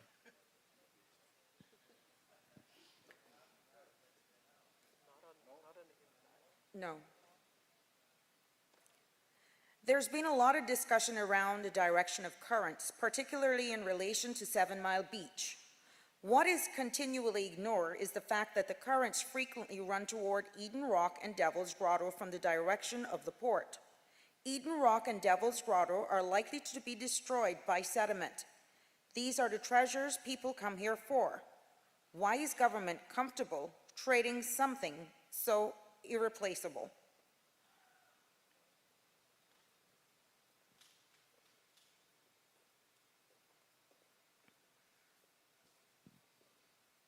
Okay, I'll take a stab at this here. Like I said, Scott Hicks, Schneider Engineering. I'm a coastal engineer, and so this is the world that I deal in on an everyday basis.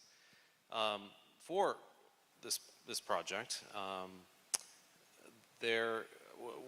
well, I want to step back actually for a second and say, you know, I've been coming to Cayman here for quite a bit in the past year, through the tender process and through the fall here, and I just want to say that for this referendum, for the vote, a yes vote does not mean, as Mr. Benford had mentioned at the tail end of his presentation, does not mean that the dredge shows up and we start ripping up coral, and it doesn't start right away at December 20th. Rather, what it does is it allows the process that started in 2013 with the terms of reference to the EIA, and then in the 2015 EIA that was actually presented to the Department of Environment and the EAB. It was all part of a process. And there were comments that were made by the EAB that the significant concerns of environmental impact, and the current version that we have now is an evolution of that concept to minimize those impacts. Now, with that said, there's a lot more work that needs to be done.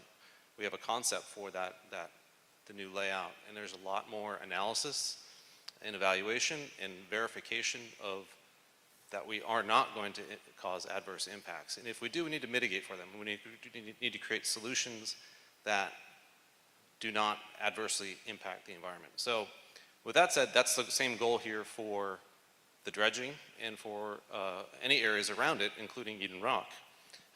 When we're dredging, we will be creating, we'll be physically dredging, digging from the bottom with an excavator and bringing it through the water and putting it onto a scow, a barge basically that has sealed sides. And that barge will be transported to the shore and be offloaded to fill the new port area. That will create sediment. And we need to do a lot of analysis and modeling updated for our current design and current plan of attack.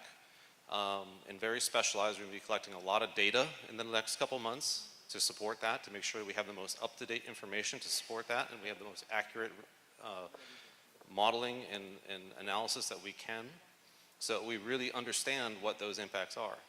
Now, with that said, with respect to Eden Rock and the surrounding coral, we talked in the presentation about turbidity monitoring, and we'll have real-time monitoring of water clarity and how that progresses during construction. And the important part of that is it's real time. It'll be monitored by the regulatory agencies, by DOE and the EAB, and that there will be limits established for that turbidity monitoring that are based on peer-reviewed scientific literature and coordinated with the DOE, turbidity and sedimentation that the corals can sustain to remain healthy. And so with those limits, we'll know within a certain area at real time, within every 15 minutes, I think is a reporting interval for these monitors, what is happening with the turbidity. And then that will kick in if excessive turbidity is reported. You know, every 15 minutes that'll be acknowledged, or that'll be received. That'll kick us into some mitigation measures for the dredging. This is the plan. And that could mean we relocate the dredge to a different area so that we are no longer creating those excessive turbidities. It could mean slowing down the dredge, or it could mean we stop dredging. If that's what needs to happen, that's what will happen, because we're committed to meeting those.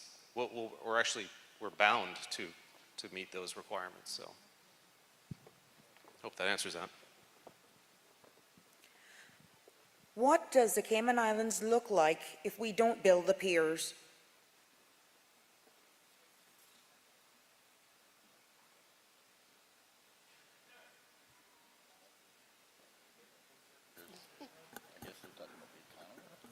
I guess we're sort of debating what the question is after, but perhaps it means, and that's how I think I'll approach it, what does it mean for us? What does it look like in terms of the economy and employment opportunities and so forth? Well, all of the information we have tells us this. The status quo will not continue. Either we build the piers and we go along the trajectory that has been talked about over and over and again tonight, or over time, the number of cruise visitors who call here will significantly reduce.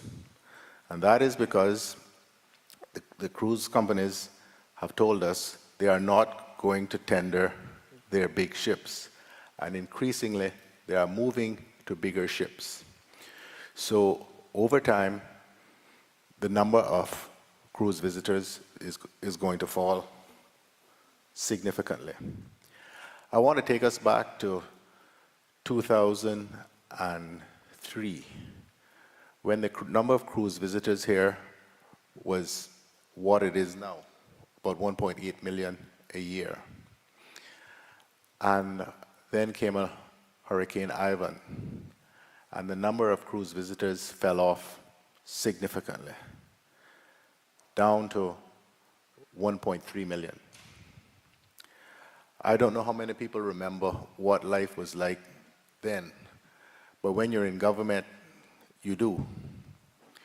Because we had delegation after delegation of tour operators, taxi drivers, and those people who engage directly in the cruise industry, struggling to keep a roof over their head, feed their children, and send them to school. It has taken us since 2004 until last year, to get back to 1.8 million. There is a reality that is overlooked by so many who are not in favor of this going ahead, and that is that there are 4,500 Caymanians who benefit directly from working in the cruise industry. Unlike stayover tourism, which employs a high majority of expatriates on work permit, 90% of people engaged in the cruise industry are Caymanian. This is their bread and butter. This is how they live. I have been in this business of politics for 19 years, and in that time, I have watched 2 cycles when cruise visitors fell off significantly. And in each and every instance, those people engaged in that industry were screaming for government to do something about it. The reality is this. Either Cayman decides that we don't want cruise business and we want to develop some other industry to employ that aspect of our people, or we do what every other jurisdiction in the region has done. We provide the cruise berthing facilities, modern facilities, so that there is a welcoming aspect, entry to these islands for the people who are coming here to enjoy what we have to offer and to help benefit our economy and employment of our people. The status quo is not viable even in the medium term. So we have a big choice as a people what we do. Whatever the people decide, I'm okay with that. But I know what the reality is going to be. I won't be around in politics when it comes crashing down around our ears, if that's the decision we take. But I hope to be alive and in my country, which I love with all my heart. And I don't want to see the situation which has occurred in so many other places when your own people are unable to get work.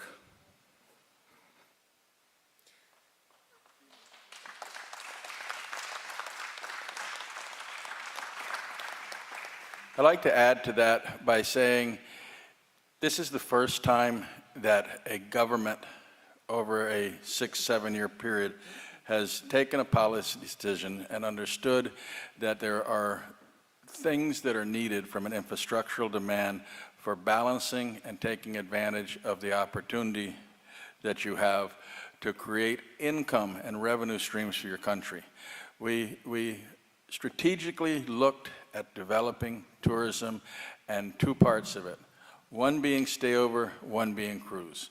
The example of stayover is well advanced and easy to be seen.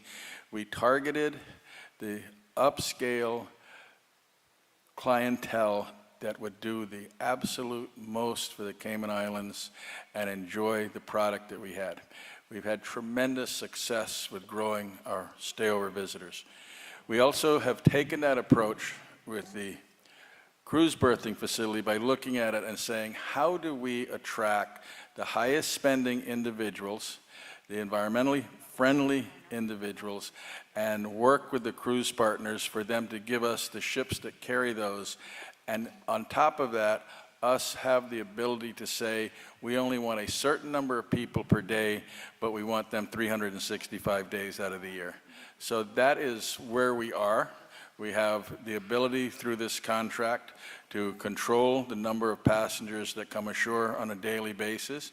We understand clearly that the important part for us as a country is not how many come per year, but how many come ashore per day, because that's the steady part of our economy and our opportunity, and the ones that will bring, the ships that will bring the highest spending individuals. That is the format of what we have been able to accomplish and what we work for every day.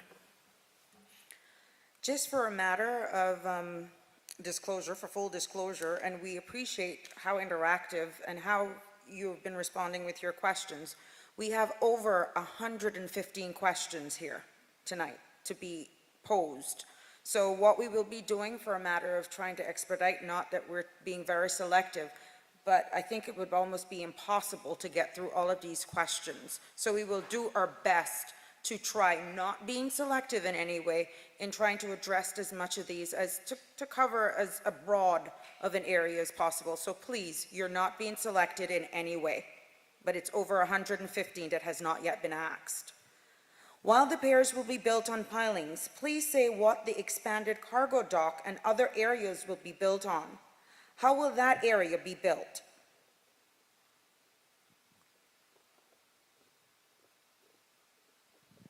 The expanded cargo area, if somebody could jump the plan up real quick, but the pier that you see that we're extending on the cargo area is going to be on piles supported, just like the cruise piers. The land reclamation that you see in orange, you can kind of follow that straight line between the piers. That's a steel bulkhead, very similar to what's there today, and we'll encapsulate that bulkhead with concrete that'll go down about. What is the ongoing involvement of the Department of Environment in this project?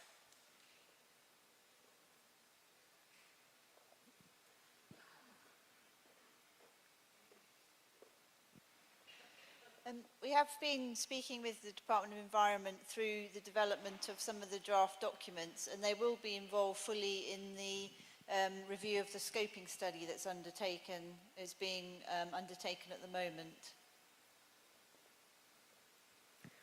Why are our local coral experts not being hired for or trained in this project? Why are there no jobs for Caymanians in coral restoration and science?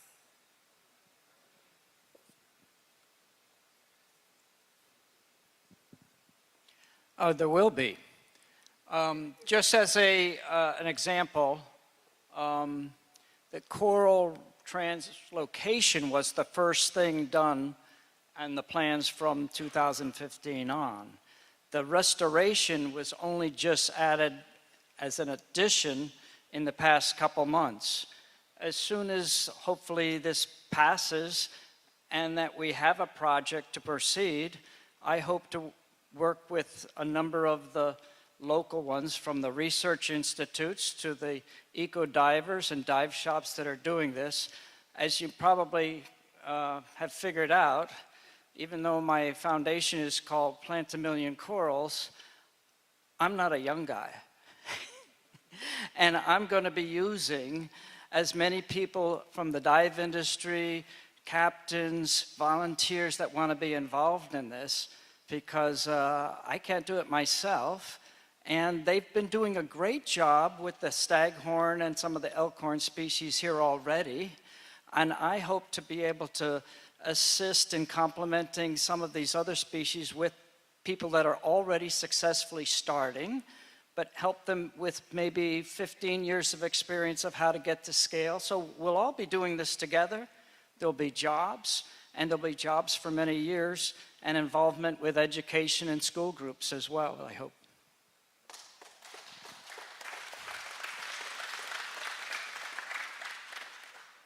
If this project does not move forward, will the Cayman Islands government improve cargo port and tendering facilities?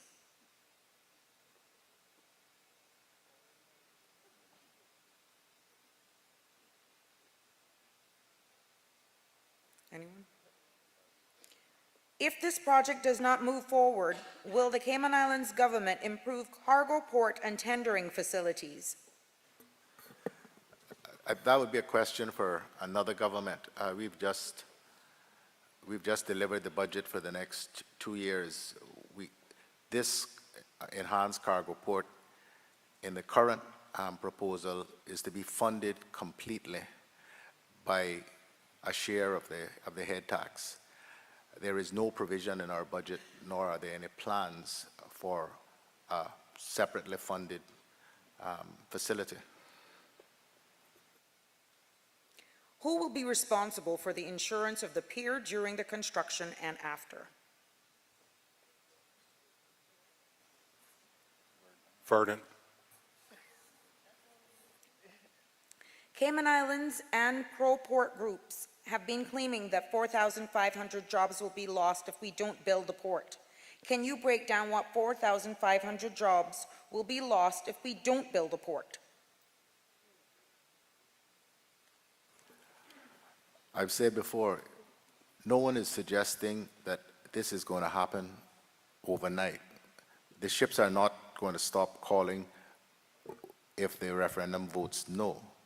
What we are saying is that over time, and over a relatively short period of time, there are going to be fewer cruise passengers calling here because the bigger ships, which the cruise companies are moving to, are not prepared to tender them, and so they will call at other destinations.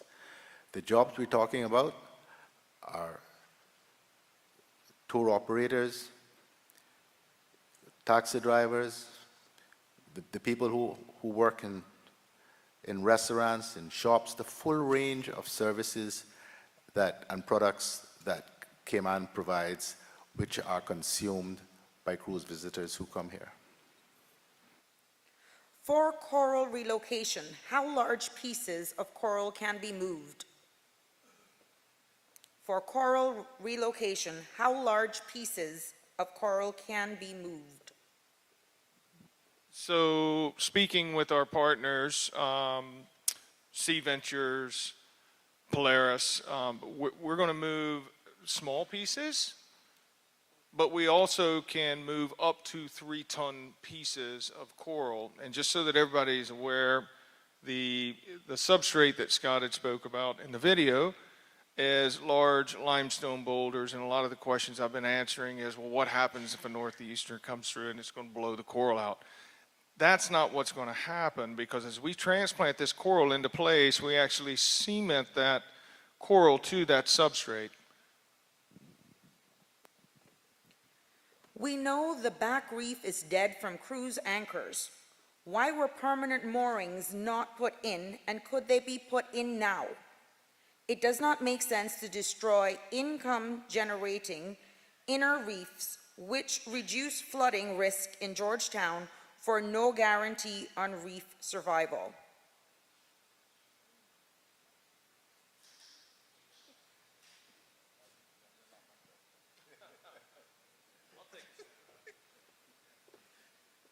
So working with Port Authority, going forward, the idea is that all the ships are going to be working off of, what's the word? Global positioning. Dynamic positioning. Thank you, Premier. I thought this wasn't your question. But as far as putting in permanent mooring facilities, we still have the issue of unloading those large cruise ships. So part of Dr. Vaughn's specialty is that once we take away the 2 out of 4 anchoring facilities, we plan to regenerate those and bring those back to life. Did I answer your question? Is the cargo dock now operating efficiently and within capacity?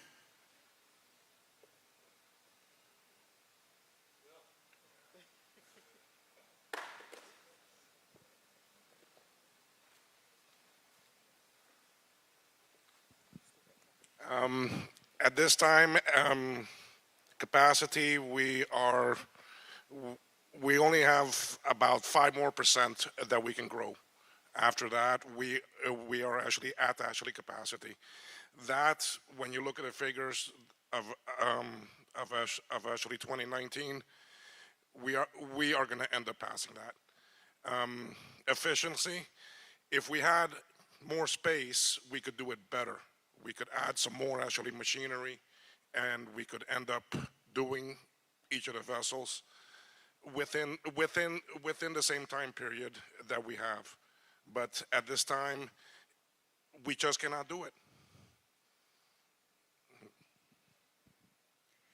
Please provide the breakdown of the amount per passenger the government retains now, and with the cruise berthing facility, i.e., show how $12.27 per person and $9.95 per person is split between Port Authority, Environmental Protection Fund, Cayman Islands government at a minimum.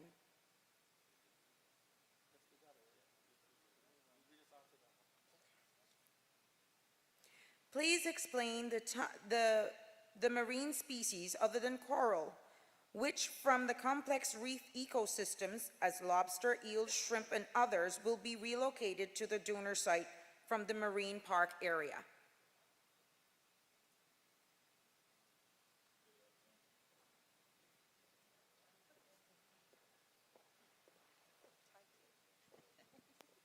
We're going to tag team this one. So when Barry was talking about moving the 3-ton sections, that's an idea to move those sections, and you'll actually move the habitat that comes with it, which will come with supporting species. So some of the algal species, some of the sponges will come with those 3-ton sections. The other part of it is areas that were rubble or just hard bottom and didn't have that 3-dimensional rugosity or live corals. The other fish and invertebrate, they seem to know that. So when you start to plant live coral, even just skinned over dead coral skeletons, all the other organisms seem to know. And I planted over 12,000 corals on 15,000 pieces of artificial rock as a breakwater, and immediately with live corals on it, it was covered with fish. The potentials of, you saw the picture from Cancun where we planted staghorn and elkhorn, but you also noticed that there was a lot of other things that started to settle once they smelled or sensed that there was live corals in that area. So it's sort of, if you start like a forest and all the rest of the organisms start to come, the areas that we can restore will also become prevalent in many species of fish and many species of invertebrates. Please explain what the image on the cover page of the brochure is showing. The rock in Hogstye Bay is not there. Where's the Emsley Church? Where's the museum? Is this the plan for Georgetown?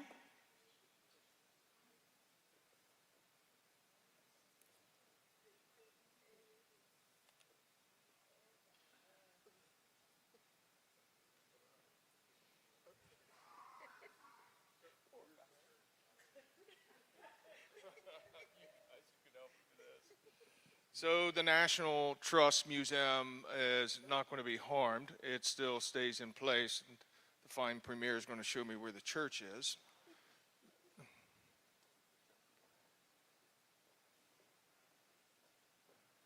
Okay, so this is just really a snapshot of an artist's rendition. So I apologize if we didn't capture everything that should have been captured, but along Harbor Drive, kind of into the city, that would be, what would that be? It would be west or east of Harbor Drive. Everything remains the same other than improvements along Harbor Drive and the port facility.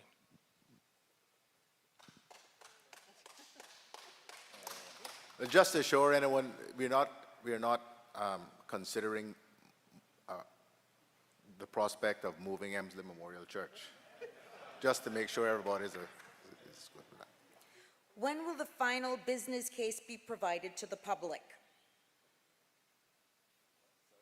When will the final business case be provided to the public?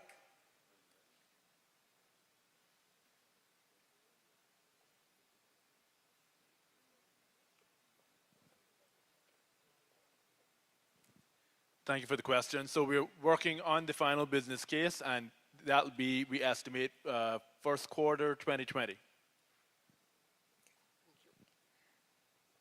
What about the ships dumping tons of their sewage in our sea?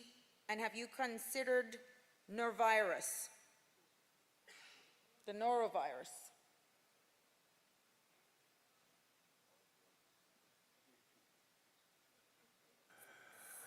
Cruise ships have the advanced disposal systems that are on board. We follow international standards with respect to the distance away from a shore before we can actually release gray water. We're happy. In a lot of jurisdictions, we actually actively do tours of our facilities so you can see how we actually treat the water. It's very similar to the way that wastewater is treated here on land, or no matter anywhere you are, there are the same type of wastewater treatment facilities that are on a cruise ship, and we dispose of that stuff the same way land-based people do. In fact, at a lot higher standard. Our water purification systems are very high quality. Our recycling rate is extremely high. So our environmental methods that we use on board ships, in most cases, are much more advanced than the land-based systems that we see. So we're happy to, if anyone would like to do tours, we're always happy to take people to see that, and you can take a look at our record as well. Oh, norovirus. Unfortunately, we see that sometimes on cruise ships. It doesn't happen very often. I don't remember one happening this calendar year with Royal. When it does, we have a system that's in place to deal with that. We immediately are required to inform the destinations. Typically, the destination will have a health officer come on board. They'll meet with our doctors on board the ship. They take a look at the rates of the people who have norovirus. They look at the actual case files. They find out how long it's been since the virus was reported, the temperature. I mean, they do all this kind of stuff before they make a determination whether or not the passengers can disembark. So we are required to share that information with destinations, and it's up to each country's health ministry to determine whether or not the guests will be able to disembark. If there's norovirus. The last time we had an outbreak last year, I think the 2 times I remember, we just sent the ship back to South Florida. 1.8 million passengers come here at current levels per year, majority being November to April seasonally. So to achieve an extra 700,000 in off-season, are you saying that an Oasis ship will visit twice a week, which is the volume required to achieve the target of 2.5 million per year, in additional 116 calls in a year? At this time, we've met and spoke to Carnival, MSC, and Royal, obviously. So it's not only Royal saying that they're going to send their Oasis-class vessels, it's Carnival saying that they have large vessels on the lake now coming out, and they'll be looking for ports during the summer, and that's one of the reasons why they too are involved in financing and being involved with building. So the numbers will be over 3 different cruise lines in their large vessels. The Oasis class is unique to Royal because that's what they call their larger vessels. Carnival is... Carnival Corporation. We've got, just to give you an idea, we have 11 ships on order through 2023. And out of those 11 vessels that are coming on order, 9 of those are what we call XL vessels, these larger vessels that can only come if the pier is built and approved. So that's just to give you an overview of the way where this industry is going. It's not just Royal. Royal presently has those vessels that can't come. We will start seeing those vessels that can't come starting 2023. And it's not ourselves, it's MSC and all the other brands that are out there. There have been studies in Europe showing cruise ports having negative effects on citizens' health due to ship engine emissions. What is being done to counter this, especially when there are 4 ships docked so close to land? Our trade winds come out of the northeast, and it pushes all of the emissions away from shore. Who are VIPP? Who are VIPP? Who are the shareholders behind the Verdant Isle Consortium, and what is the asset value of the consortium group? That question was addressed comprehensively in the presentation. It is Verdant Isle Port Partners, which is made up of Carnival Cruise, Royal Caribbean, Orion, and Mac Alpine. How do you feel that most of the youth and teens are against the port? How do you feel that most of the youth, teens, are against the port? I don't know that to be the case. Option 2 was selected from the bidder from the contract. Please explain the difference in the 2 value proposals. Alternate option 1, CI 207.908 million. Alternative option 2, CI 196.529 million.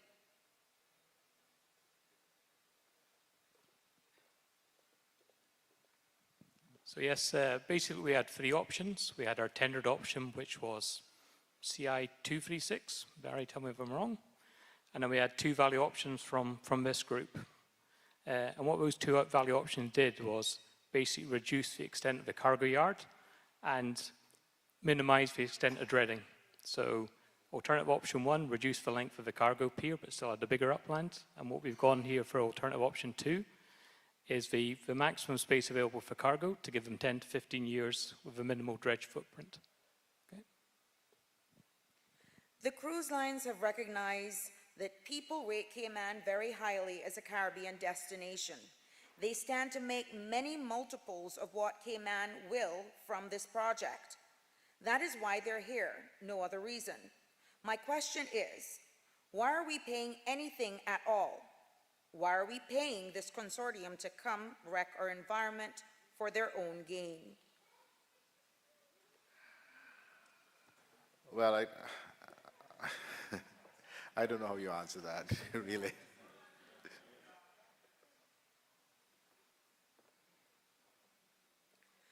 The job fair was for approximately 200 short-term jobs. What are the long-term jobs?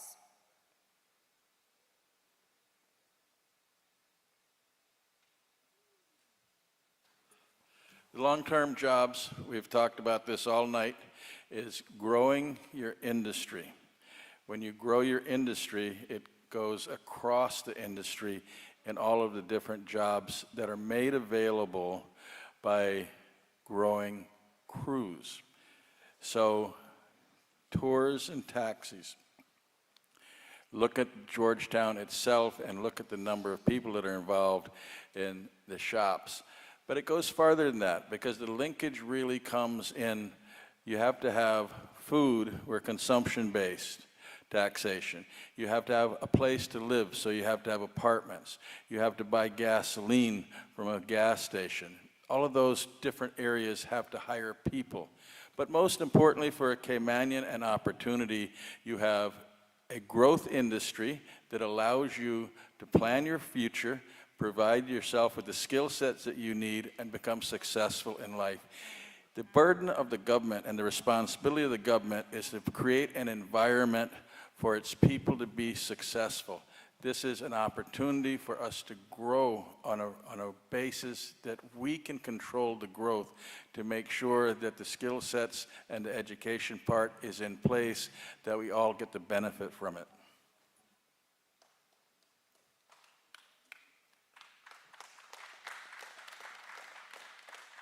Just to let you know, because of time, and as I promised, any questions that are not actually posed tonight will be found on our website in the F&Q section. That's supportourtourism.com.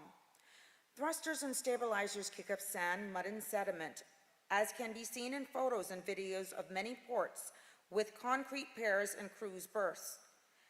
If it could be prevented or mitigated, why are the likes of Jamaica and Roatan putting up with milky, clouded water?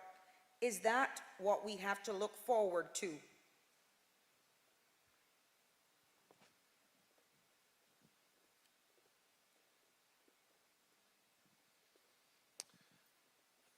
This is something that was looked at in the 2015 EIA and will be continued to look at. Like I mentioned in my previous comment, there's still a lot of work that needs to be done as far as for assessing these potential impacts. And there is, it's a valid question, and it needs to be looked at. However, in this case, a lot of the bad press for thrusters kicking up sand and silt. And by the way, I want to say one thing about the presentation. It does mention silt quite a bit in there. That's actually not what we have at our project site. It is 92% sand, 8 or 9% silt. And the silt is what creates the milky, cloudy stuff that gets discharged when it gets kicked up by the thrusters. So there's not really a whole lot of silt to begin with. But we are, in our analysis and our work that's going to be done as we move forward past the referendum, we'll be looking at that. And if there are adverse impacts due to that, the thrusters and the kicking up of sand or whatever silt is there, we will be taking mitigating actions. If we have to put down mattresses to stabilize that material, that's something that we will consider and do. If we change operations slightly to minimize that thruster, the velocity of water that hits the sand and kicks that up, that's what we will look at. And that's part of that process I mentioned. We're in this process with the DOE and the EAB. It's an evolutionary process from the start in 2013 through 2015 through the EIA, and now we have this concept now, but we still need to refine that with the regulatory agencies, with the DOE, to make sure we have something that's acceptable and sustainable from an environmental perspective. This question is directed to Dr. Vaughn. What is the difference between relocating a coral segment versus an entire ecosystem? Have you ever honestly relocated an entire ecosystem before?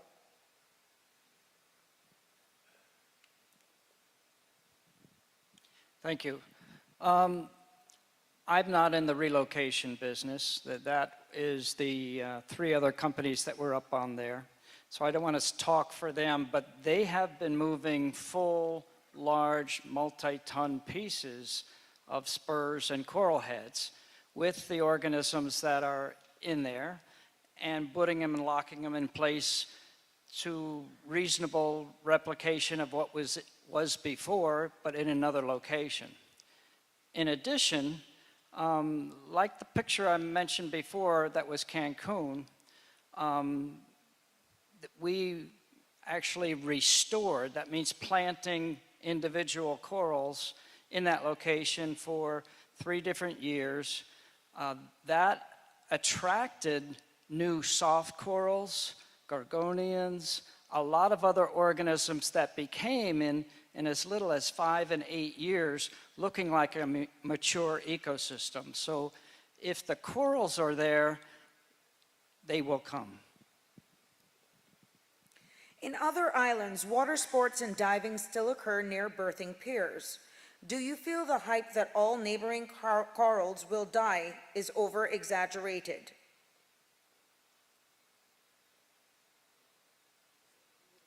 In other islands, water sports and diving still occur near berthing piers.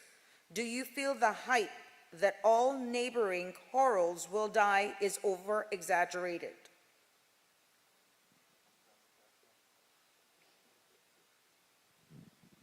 I can understand people having a fear of everything being killed, everything being lost, everything for hundreds of yards around will be gone, and that is just not the case.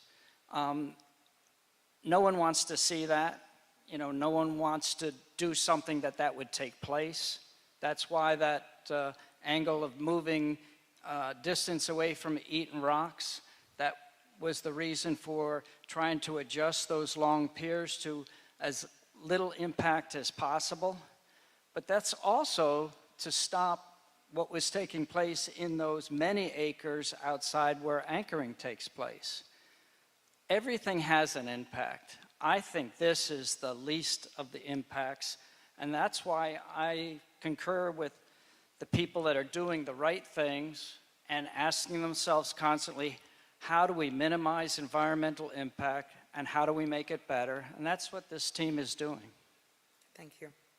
To Verdant, it is said that the port project will take about 2 years. The Ritz roundabout this past year took 3 months. How long did it take to build your last port project?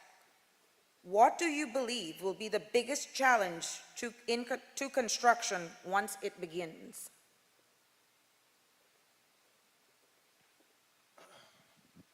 As Orion, we built a number of ports throughout the Caribbean, in the U.S. as well. Probably a couple of the good examples is Amber Cove with Carnival Cruise Lines. We also did Labadee and Haiti. The Amber Cove project was 18 months. That was a single pier. This project is a dual pier, cargo facility, a lot of bulkhead. But what we're doing is we're going to employ a lot more people to it to try to overcome the seasons. The biggest challenge we're going to have here is our nor'eastern season. It's hard to work out on the water on a barge, so we've overcome that too by looking at a top-down approach where we're actually working on the deck and not on the barges so that we can work throughout the season. But weather is always a marine contractor's biggest issue. So I have been on a few Caribbean cruises, but I've never seen any Caymanians working on them. Do you advertise for employees in Cayman, or do you propose to do so? We have, if anybody's ever been on a cruise ship, you will notice that the people that work on a cruise ship are from all over the world. We have one of the most diverse workforces in any industry that I'm aware of. With respect to the second half of the question, do we plan to, with respect to Royal Caribbean, our name is Royal Caribbean. I mean, we want to attract employees from the Caribbean. And if we have the opportunity to partner, certainly with Cayman, we would love to do that, and we would love to hire as many people from Cayman and from the Caribbean as we possibly can. Thank you. How does weather affect berthing versus tendering? Are there examples to that illustrates this?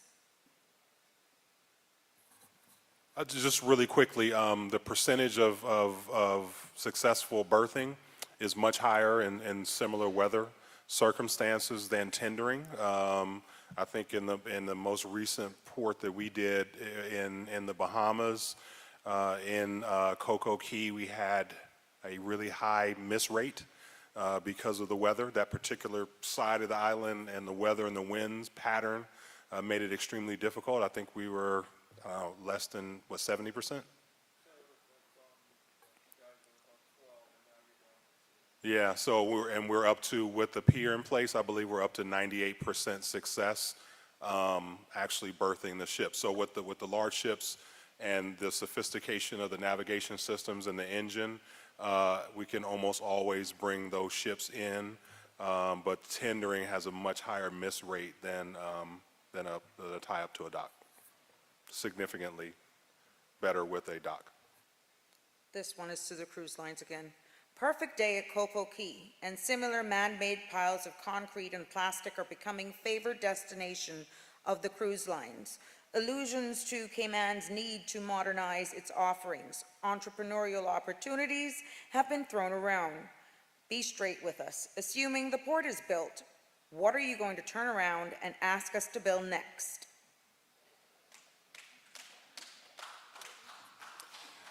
We don't have any plans to ask Cayman to build anything else.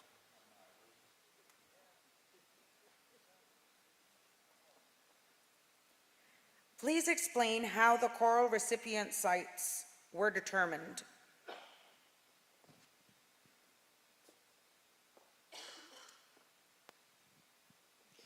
A dive survey was undertaken of a number of sites that were picked out initially to make sure they were similar to the donor site. So it's very important when you're moving the corals to make sure that they're moved into a similar depth, similar water quality.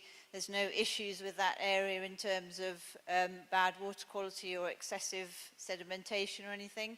So dives were undertaken to look at the coral cover of those areas to see if there was carrying capacity, to see if there was capacity for habitat augmentation, and also just to make sure those areas were close enough to move the corals to safely. So quite a lot of work's been going into that. So 12 sites were dived. Initially, a long list of sites were looked at. That was narrowed down to 12. All of those sites were dived just to see what the carrying capacity was and to see if there were any issues at those areas. Who will be most qualified to sit on the Environmental Oversight Council as stated by Verdant? When will this council be implemented and what will their goals be? This is addressed to the government.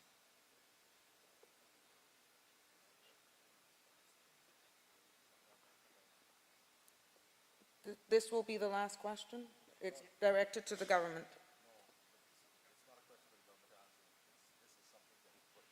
Or whomever it was, yeah. Verdant? Okay. Thank you. So the Oversight Committee was initiated in a conversation with ourselves and Michael Bailey back a month and a half ago. So this Oversight Committee, we have names compiled. We haven't shortlisted those names as of yet, but as soon as that is done, we'll certainly let you know. But it'll be a group of scientists, environmentalists outside of our core business These are going to be independents. And people constantly say, well, who's paying them? Well, we'll set up a grant. And that grant is money that we can't touch. They're not employees of ours, and they'll be able to draw from that grant to be on an independent committee. Will Carnival and/or Royal Caribbean have any control or advantage with the port as part owners of Verdant Isle or after the 25 years? No. Jamaica has 3 pairs and we have 1. Yet why do more? Cruise passengers want to come to Cayman, then go to Jamaica. Why do they want to go? We don't have any piers. We don't have any pairs. We're trying to build 2.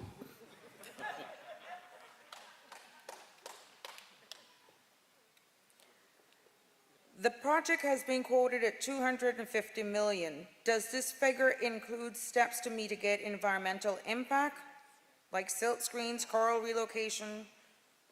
And how much further could the $250,000 increase for measures like this? It's 200,000, 200, it's 200 million CI, right? And the other part of the question was? Yes, it does.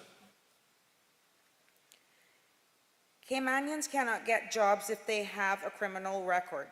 People cannot come here to live or work with a known criminal record. How is it that government can not only entertain, but get into business with an entity like Carnival with so many cases of criminality in their record?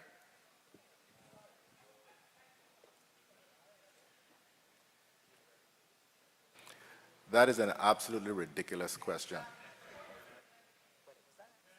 It was asked. Has Verdant Isle carried out any projects of this volume? And what, if any, negative impacts were caused from any of these projects?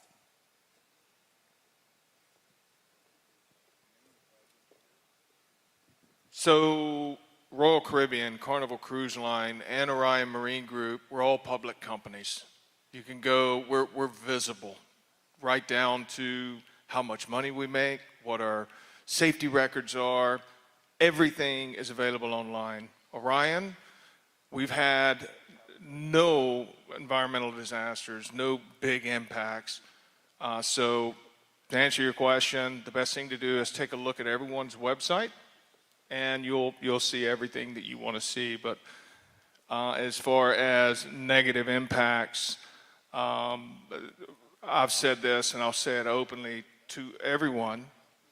As a public company, we are not going to participate in something that we know could be a negative impact. We're open to the street every day. The last thing we want is something to go wrong. If something does go wrong, we'll fix it. That's what we do. But as a public company, we're not going to get into a situation that we know that there's a negative impact, because it'll be reported.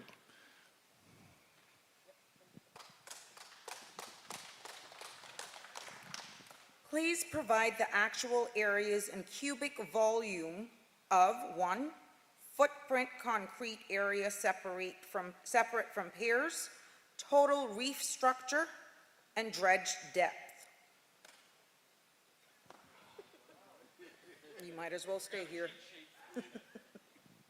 All right, so what was the first part? Please provide the actual area and cubic volume first, footprint, concrete area separate from piers, total reef structure, dredge depth. So, sorry guys, I got a great memory, as you can see. The total dredge volume is 228,000 cubic yards in the current dredge pocket, and that is pretty small. Our normal jobs usually range in the $1.5 million range. The facility itself outside the pier, of course I can't see. The cargo yard, today, along with the cargo, let's see. The question was concrete area? Yes, and depth of dredge. Well, I wish I could see. So the new cruise area is 7.6 acres, and the new cargo area is 5.5 acres. The reclamation area, where we're actually putting the earth back and facilitating that with concrete and pavement, is 3.7 acres, and 2 acres, which is 5.7 acres. Does that answer everything? Well, I hope. Yeah? Somebody say yes? The dredge depth is 32 meters? No, 36 feet. I'm sorry. It's late, guys. And that accommodates the Oasis class ship. Is that it? I don't think you should. No, he's going to expand on it. Just an important point, Barry, on the dredging. It's 36 feet from the top of the water. So when you come into the existing cargo wall, you've got 16 feet of water. So at its deepest, we're taking away 20 feet of material. And as you go further out, it tapers off to nothing. So it's not like there's a great big tunnel, 30 feet deep. It's from the top of the water to the seabed. Max amount of seabed taken, 20 feet, and it tapers off. Thank you. That will be the last question for tonight, and definitely the last answer given. We want to, again, let you know that we apologize if your question could not be posed this evening. We encourage you to visit the website, supportourtourism.com. In 72 hours, response to these questions that were not addressed tonight will be there. Our next meeting is scheduled for Tuesday, November 19th. That'll be held at Johnny Cumber Primary School Hall in West Bay, followed by the Thursday, November 21st at the Emsley Memorial Church Hall. That's right here in Georgetown. These meetings continue throughout the month of November. Saturday, November 23rd, Savannah Primary. Tuesday, November 26th, Bodden Town Civic Center. Tuesday, December 3rd, East End Civic Center. Thursday, December 5th, Northside Civic Center. On behalf of the government and everyone in attendance, we want to thank you for coming out. And we encourage for all of those other districts that we're planning to come to, get ready, we're coming. Thank you, and have a good evening.